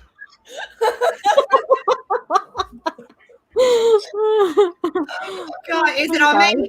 It's you. Yeah. She would know. Bat Tom was invented in the deep, dark depths of fucking shenanigans. So. Yeah, I know right where he came from. And ever since, he's never gone away. Trying to close that manhole for 2 fucking He's years. a fucking celebrity now. Oh, shit. Hillis Mallory for $2. Thank you so much. So, what if Diana has this guy's kid? Yeah. There's another consequence. There's a lot of consequences to having the act of sex. Watch her hit his ass up for child support. She hits his ass up for child support, and he's like, "Lady, I don't even fucking know you." And she's like, "DNA says otherwise." Right? Oh my god, that is a nightmare. That's going to be the next movie. That's what Patty's got up her sleeve for the next one. They didn't announce it, but she really was pregnant with his love and child. then he'll be a deadbeat dad, even though he was the one that was raped. Yes. She uses the lasso of truth on him every time he's late on his child support payment. That's where the next one's going, y'all. Paternity suit you've been waiting for. Wonder Woman custody battle coming soon. All right, Crispy Critters for $5 says, what happens when the ancient gods kill this guy for violating one of their goddesses? He gets tortured for 1,000 years and won't understand. Yes, didn't even get to enjoy the poo tank. Didn't even get to enjoy it, and he's going to have to deal with all the consequences of getting it now, except he didn't really get it. Steve did, but the whole thing is fucked up. You should get to enjoy it if you got to deal with the consequences. Right? Poor guy. Steve didn't even bother to wrap a sapper before he tapped her. And he's all like, this is some bullshit. We were in love. I don't fucking know this woman. I don't She's popping out like 6 fucking or triplets that are all fucking. Oh, yeah. You know, Wonder Woman ain't going to have one baby. She'll have multiple, I feel. She'll have a litter. Door at 8 o'clock at night. Like, I need you to watch the fucking kids. I gotta go save the world. It's like, I don't know you. I still don't know who the fuck you are. This is another good point that Sketch brought up because he's awfully full of himself and very stylish for a guy. Like, what if he's gay? What if he's gay? Yeah, that makes it even worse. Yeah, because now you're going into the, the crossing those lines of. There's issues with it, and I don't understand why they won't just admit. Yeah, there's some issues with that. Yeah, they really need. Perhaps not. Just admit it. All right. Do you want to grab the Willie Woodward dollar one, Laura, and then the one after that because there's nothing he says. Okay, so Willie Woodward, thank you for the $1 super chat. And then which one? Okay, Jay, are we at the JJ one? Yeah. Okay, JJ, aka Sith Lord. Oh, hello, darling. 3827 at $2. Mandy, where's my damn cookies? Laugh out loud. I left them in your back room right before I came over here. I left you cookies in your back room. Wait. Hold up, time out. What's this cookie talk and why didn't I get any? That you can say that for that Wonder Woman's boyfriend. She brought cookies for us, but you were late and I ate them all. Yeah, you were asleep. Oh, so fuck the fat kid. I see how you are. You were taking a nap. Oreo cookies. I wasn't gonna wake you up. I got some mega stuff Oreo. I actually didn't eat all of the cookies. I licked the cream out of most of them. There's a plate. You did that last time, you dirty bastard. She did. She licked all the cream out of them and just stuck them back together. That's what he said. There's a plate over there. Have fun. Hey, phrasing. I didn't even mean it like that, Tom. I did not mean it like that. Stop. Fuck. Go ahead, Mandy. Okay, let's see. Willie Woodard for $2. Thank you so much. Yeah, Marston is an interesting character. Who? Marston? Who the fuck is Marston? I assumed you knew. Marston is the guy that made Wonder Woman. Oh! Yeah. God. I thought we were talking about like a character. Yeah. I did too. Sorry. They're just talking about the movie about the guy. Gotcha. Thank you, Willie. I'll go check that out. It sounds good. All right. Rod Thunderheart. Jesus Christ. Wow. Hell of a name you got there, buddy. For Canadian $5 says, hail all. Is anyone curious why Diana is the only kid in the race at the beginning? They didn't even explain. Was it a Wonder Woman trial? No. She's literally like the only fucking kid. They're Amazons, right? Like Amazons they don't procreate. There's no men running around. They're just fucking Amazons, right? Diana's the only kid. So, yeah. No, I can't. Oh shit, Tom! Oh my god! You fucking what is that? S&M bastard! Get that shit out of here! That's an original Wonder Woman comic. I fucking shit you not. You guys think I'm kidding? No, I was telling you for a reason. This shit is full of BDSM. Like, here, there's another one here. Watch. It gets worse. A lot of it too. A lot of it. Yeah. All right, Lori. Go I'll say like just all you gotta do is type in BDSM Wonder Woman and you get shit tons. And it's Yeah. not even you won't even get like fucking porn. I'm shitting you not. There's so much real stuff in the real comics that you don't even get to the porn until you're way, way down the list. So you won't get into the snoo until you're way down the list. No, I shit you not. Like that's how fucking prevalent it was in the early comics. Like it was like it wasn't even hidden. Like he totally like there's one cover where there's this big fucking baby doll spanking a tied up Wonder Woman with a fucking brush, and Wonder Woman is winking to the audience. I wish I would have read more Wonder Woman. Right? All right. Do you want to grab the stop spy on me one? Laura? Yes. Stop spying on. Stop Not only spying that, on okay, me. just before you say that, there's only one way back in the old comics that you could take away her powers by getting her cuffs to cling together like a pair of handcuffs. Oh. Buddy, Okay. Okay. All right. Stop spying on me. $10. Thank you so much, darling. Jokes aside, almost every scene of Wonder Woman 84 contained either some type of double standard, man bashing, poor CJ, and contrived coincidences that it took me out of the film way too much. I'm angry. I'm so sorry, darling.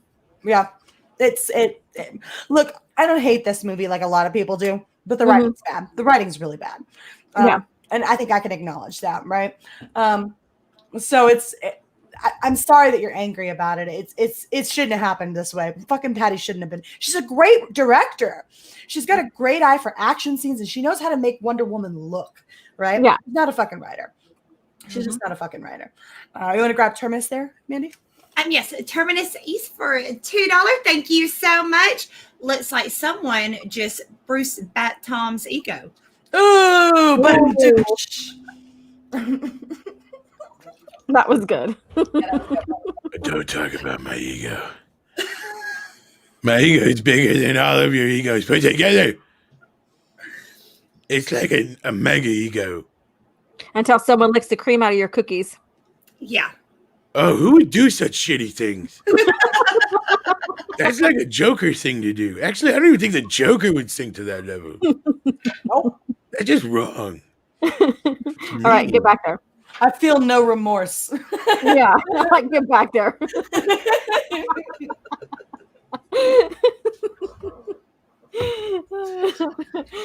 Oh goodness. So we had such a great show tonight. This was fun. I always love being here with you guys. It's amazing. I think we had one more behind that one. Did we? I think it was from Commander Ed Straker of Shadow for $2. It says next Wonder Woman, the Mari Povich years. Did I miss posting that one? I might have. It's all right. Sorry about that. I got it. No worries. No worries. That's the first one I think I missed tonight outside of Matt G's first one before we started. So, okay. We're And then on we a get- roll here, Tom. Rod Thunderheart. He has a name so cool you have to say it like It that. is an awesome name. It is. Are you native? Are you native Canadian First Nations? I'm curious. All right. So who has this one here? You. Oh, I do. Okay. Raw Thunderheart, Canadian, $2. K, but the established in one, there's other kids. No, they didn't. No, they didn't. There's no other kids.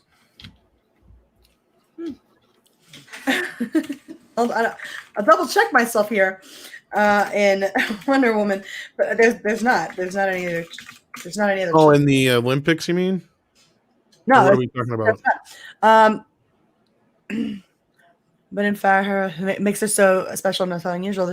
Before Dana, there were simply no children in Themyscira. Okay. Yeah, there it is. Yeah, no, there's no other kids around. All right. And then we got one from Willie Woodward. All right. Willie Woodward for $5. Thank you so much, Willie. Tom's right about Wonder Woman. What's most messed up, that's her most popular time in her publication. That's not messed up at all. That makes complete sense. That makes complete sense to me. That's not surprising to me. Like I said, I just wish I would have read more Wonder Woman when I was younger. Yeah, Night Heaven, you may have missed it. We already brought that up. That was kind of what got us down that road in the first place. All right. I think that's everything for tonight, Tom. Yeah. All right, then let's say thank you to everybody in the chat and go around real quick and tell everybody a little bit about yourselves. Alora, let's start with you. Hi, everyone, and thank you again for participating in the chats and listening to our rant, especially Mary. She has some great takes, and I so appreciate her, as well as Mandy and Tom. And my name is Alora. I'm OG Star Wars Legends Girl, and you can find me on my channel Mondays here on Mead with the ladies and Tom. And then Thursday on my channel with Coffee Chat as well, speaking about Star Wars comics and all that good stuff. And Fandom Menace once a month on Mary Mayhem's channel, and also on Queen's Council. There we go. I think I said it all. And so thank you guys again. I had a great time with you, and you guys have a great night. All right, and next we have Mandy. Like what? Hey, y'all. So, yeah, I'm Mandy Summers. I am the writer of the comic book Wart the Wizard. I am also have 2 comic books up on Indiegogo right now, Pirate Queen and Super Dad. So make sure that you guys go and check that out. Head over to my YouTube channel. I talk a lot about comics and pop culture stuff and open Magic the Gathering cards and talk about D&D. I'm just a big nerd. So I do all kinds of nerdy stuff over on my channel. So don't forget to go over there and hit me with a sub. Come hang out with me. And yeah, follow me on Twitter, Instagram, Facebook, everywhere at Wart the Wizard. And also, I would like to say, in case you were watching it, Lorena, I miss you. I was just going to say, yes, thank you. I was going to say, before we ended, I want to say we miss Lorena. We'll have her back here next week. She's on vacation, and to come home safely to us, because we miss you. Thank you. Yes, very, very much. She had a long day of driving today, so She did. Bless her heart. I wouldn't want to make that drive, but she got to go hang out at some cool places. So yes, she did. Oh yeah. Yeah. Speaking of Lorena, do check out her channel if you haven't already, and I'll share that in the chat as well. And finally, last but not least, our hostess with the mostest, Miss Mary B. Well, guys, I am Mary B, the mistress of mayhem, disruptor of the narrative, and official Whammon card holder. You can find me over my channel, Mary Mayhem, where I talk about newsy news stuff during the week and have a little bit of fun on the weekends. And holy shit, fucking Cobra Kai is not racist. Soul is not racist. And Wonder Woman 84 is fucking stupid. Holy shit, hallelujah. Where's the Tylenol? No. Where are you going? Drop. We're in this together. we're going to be the happiest assholes. This side of the nut house. We're gonna be so. I have to remove. I can't do it all without laughing. Oh, I love that movie. But yes, so check out all these ladies, and if you haven't if you've missed an episode, you can always check out Midnight's Edge Live Archive. That's where all the live streams get re-uploaded after they're done. But they do stay here as well. I think they just get unlisted, but there you go. Mm-hmm. So until next time, I want to thank the ladies for a wonderful show. I want to thank all of you out there watching for being a wonderful audience. And until next time, take care of yourselves and each other. Peace. Bye. Proving that the Fandom Menace isn't just toxic white males. It's toxic femininity, brought to you by Midnight's Edge.